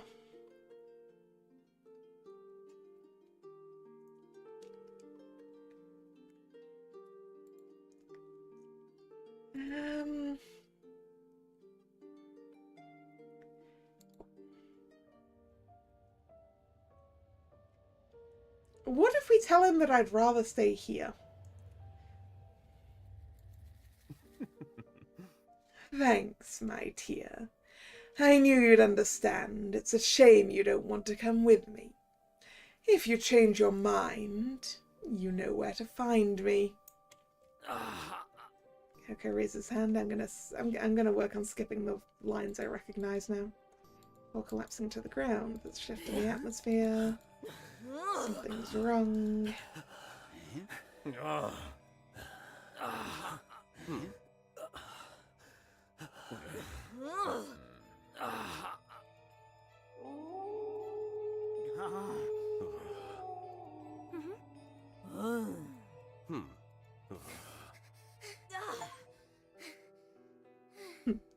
There we go. Okay.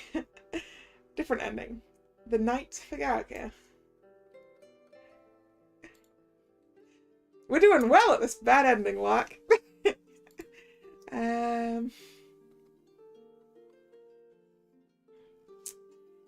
Unsafe house. Cowardice. I have a feeling we load... Was it that one? No. No.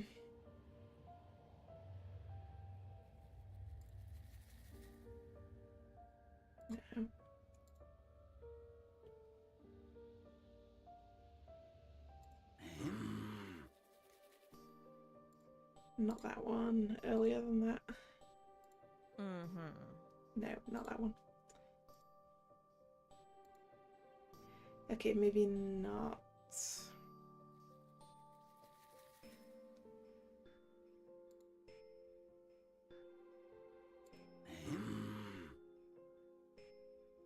No, before this, I think.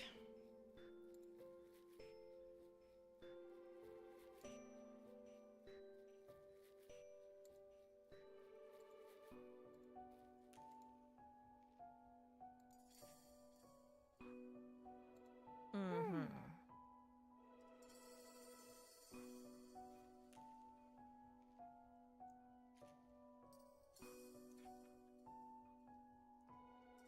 Yeah, wait, let's observe him first, see what he does. That's not a bad idea. Come in with me. Uh, At least each of you take a few Igusculars just in case. Yeah. Oh. Okay. I wanna... fast forward. This one. Maybe this will be the cowardice one. The you hide behind a rock.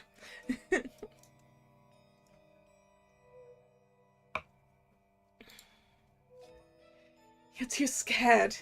You'll be safe here. Besides, they're winning, aren't they? Galco doesn't seem to tire as time goes on. His agility is exceptional. He manages to stay out of reach of Joanna's Igusculars, which seems to be tiring faster than he is. While Galco stays out of range of the flowers, he keeps summoning more and more shadows. They're starting to gain the upper hand over the myths fighting them. Mortal, what the hell are you doing? Help us! Nope, I'm a coward. Pretty sure this will unlock a new ending. Each time there are more shadows around you and the situation doesn't look good. Galco managed to immobilize all the myths with the help of his shadows and uses that moment to activate the portal with Koru's portable portal. The portal begins to glow. Galco has done it. Let's go. This is the moment we've been waiting for. Apparently he's still weak though. Galco raises his hand, trying to guide the shadows, but instead of instructions, a scream of pain escapes his mouth before he drops to his knees. The shadows that were holding the myths release them and head toward the portal along with the rest of their companions. Tiago runs towards Galco. He's still conscious but can barely breathe. Galco, what happened? I can't keep them under control. Opening the portal drained the little energy I had left. I need time to recover. Seriously, so much for the god of darkness. You can't even control your own shadows. I don't control them. I just keep them under control. Yes, and you're doing a great job, clearly. I'm sure this was your plan from the beginning. Joanna, now we need to find a solution to the problem, not argue among ourselves. Galco, how long do you need to recover? At that moment, the shadows surround you again, but this time they don't just immobilize you. Their thirst for blood becomes palpable in the air.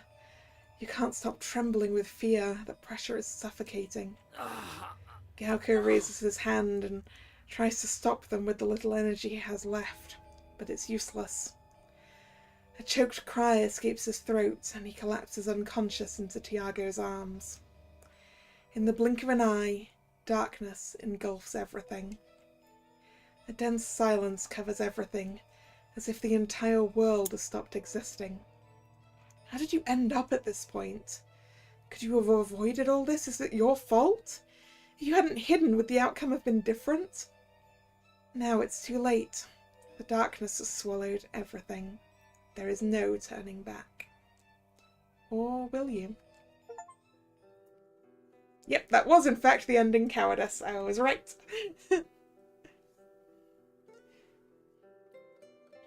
Ooh, designs for Drac. And for El Coco. Look at the different haircuts on El Coco.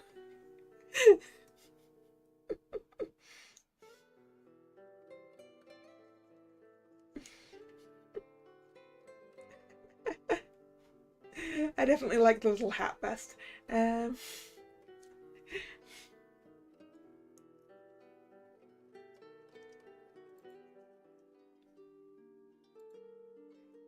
Not load. Load wasn't where I was going.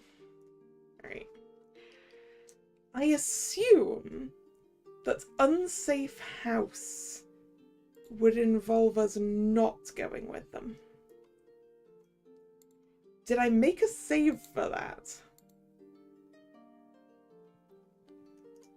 This one, right? Yeah. I'll stay here. You'll manage. The myths join their hands and disappear. Hours pass. You feel safe, but you can't help wondering if your decision was the right one. You feel like you've let them down, but you're only mortal after all. You just want to return to your own realm. You never asked to get mixed up in all this. Besides, what could you even do to help? You'd only be a burden. You might even die. That said, can myths even die? It's something you hadn't even considered until now. What if something happens to them? A flash snaps you out of your thoughts. The myths are back, injured, and they're not alone. Gauco is with them, leaning on Tiago, breathing heavily and barely able to stand. What happened? We haven't been able to stop his plan, as if that weren't enough. It seems he can't even stop it now, or so he says. The shadows. They no longer obey me. They're out of control both in this realm and in the mortal one. From what he's told us, it seems those idiots ran out of energy after confronting us. Now the shadows ignore him and roam freely in both realms. So much for the god of darkness. You can't even control your own shadows. I don't control them. I just keep them under control. Yes, and you're doing a great job, clearly. I'm sure this was your plan from the beginning. Joanna, we need to find a solution to the problem, not argue among ourselves. Gauco, tell us everything you know. He's interrupted by the eerie screams of several shadows arriving at once. They surround you. Gauco raises his hand and tries to stop them with the little energy he has left, but it's useless. He lets out a scream of pain and collapses unconscious into Tiago's arms. Before you can react, the shadows have invaded the entire Zero, immobilizing the myths and destroying everything in their path. According to what Gauco said earlier, they're doing the same in the mortal realm. Just thinking about it makes you dizzy. How did you end up at this point? Could you have avoided all this? Is this your fault? Would things have changed if you'd gone with them? Now it's too late. Both realms are going to be consumed by darkness. There's no turning back. Or will you? That was in fact the ending I thought it was going to be! Hooray! Success. Ooh. Designs for Xana and Gamu.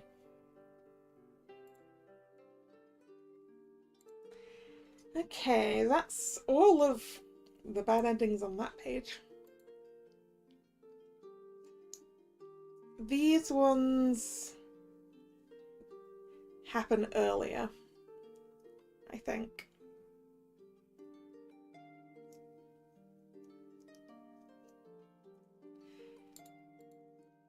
I feel like the order in which these endings are in the gallery is relevant to how far into the story they are. Kind of. Maybe. Yeah. So these would be early-ish bad endings.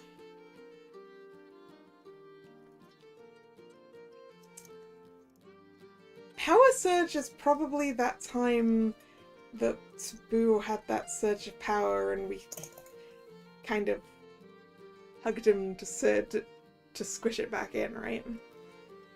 I'm not sure if I have a save anywhere near there. Privacy has got to be us fucking up the thing with the giant owl.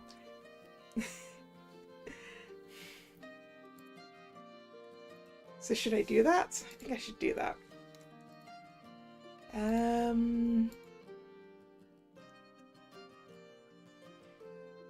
Possibly this one?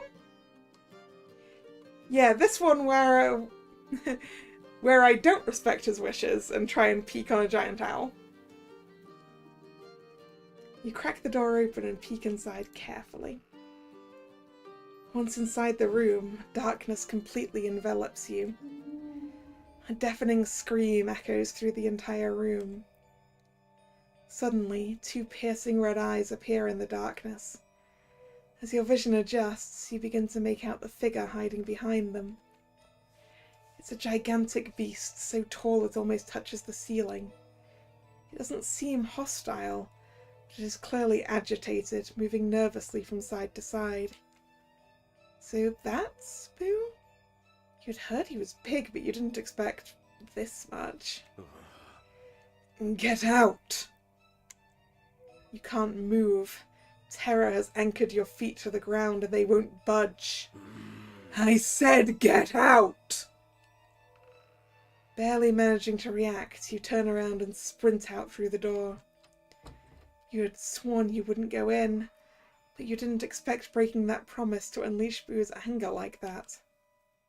You stand frozen in front of the door, unsure what to do. After a while, it opens. From it, Boo emerges in his human form, his eyes red and still wet with tears.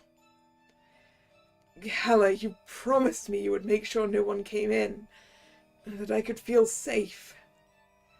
And not only did you let someone in, but you came in yourself and saw me in my original form as well. Just as you're about to respond, Boo turns away and walks off. I'm going to the library. I need to be alone. Please don't follow me. And without adding another word, he disappears down the corridors of the Cerro. You decide to head to the office to sleep. As you settle in, you wonder whether you've really done something so serious or if Boo is overreacting. After all, it's just his original form. Why all the drama? The others seem to use theirs without any problem. With those thoughts running through your mind, exhaustion slowly takes over until you finally drift off to sleep.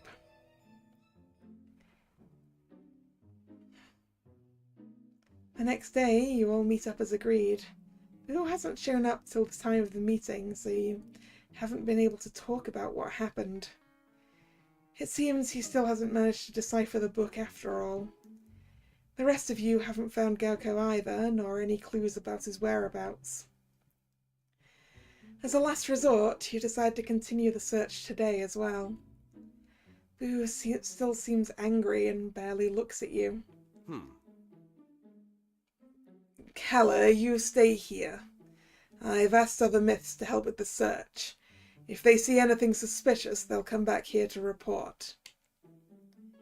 Do you really need to stay, or is it just an excuse to avoid talking about what happened yesterday? All the myths disappear, each one teleporting to a different part of the realm. Hours pass and night falls over the Cerro. What time is Gauko planning to start his plan? Is it already too late? At that moment, a light blinds you and all the myths appear in front of you. Their faces don't look promising. Kalla, it's worse than we thought! What happened? Did you find Gauko? Well, actually, he found us. At that moment, Kauko appears behind them, badly injured, barely able to stay on his feet. Tiago reacts instantly, goes up to him and holds him, supporting him on his shoulder to keep him from falling. Boo speaks to you again, but he can barely hold your gaze. We found him nearby. He says he came to warn us. The shadows, they no longer obey me. They're out of control both in this realm and in the mortal one. From what he's told us, he's used up all his power trying to cross into the mortal realm. Now the shadows ignore him and roam freely across both worlds. So much for the god of darkness. You can't even control your own shadows. I don't control them. I just keep them under control. Yes, and you're doing a great job, clearly. I'm sure this was your plan from the beginning. Joanna, now we need to find a solution to the problem, not argue among ourselves. He is interrupted by the eerie screams of several shadows arriving at once. They surround you. Yalko raises his hand and tries to stop them with the little energy he has left, but it's useless. He lets out a scream of pain and collapses unconscious into Tiago's arms. Before you can react, the shadows have invaded the entire Zero, immobilizing the myths and destroying everything in their path. According to what Gyoko said earlier, they're doing the same in the mortal realm. Just thinking about it makes you dizzy. Maybe if you hadn't interrupted Boo, he would have managed to decipher Gauko's book. Would that have made a difference? Now you'll never know. Or will you? Yep. I'm good at figuring out where these other endings come from, just based on the hello full art of the owl. Or just based on the names.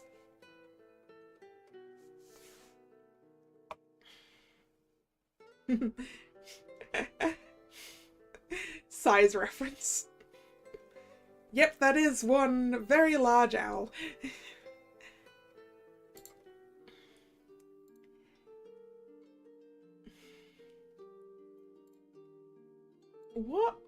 What do I have in my earliest sort of saves here?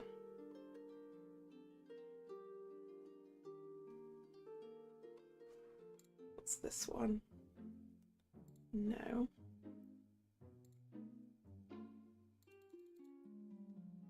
What's this one? No. That's not part I want either.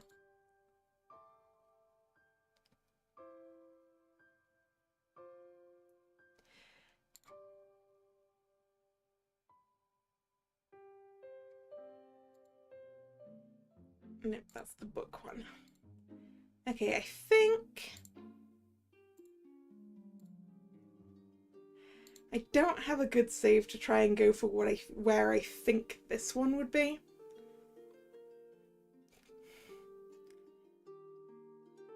And I'm not sure how I would go about that one off the top of my head.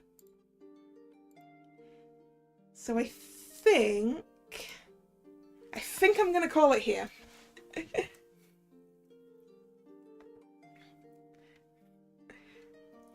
We managed to make it to the best ending on Boo's Roots, and also managed to find 7 different bad endings. So I think we've done pretty well today. And I am definitely going to work my way through the rest of this game off stream. I like mythology, like, a lot. On a related note, I'm definitely going to go looking for books that'll actually tell me about these myths. I hope some actually exist in English, otherwise I'm going to have to learn Spanish. Maybe I should learn some Spanish anyway. Anyway. Thank you very much for coming. It's been a lot of fun. Also, if you want to check out the game for yourself, there is a link in the description box. you can go grab the game yourself. But yes. Also, if you're new here and you've enjoyed your time here on the stream, consider subscribing to the channel. You can also follow me on social media, which is linked down in the description box as well.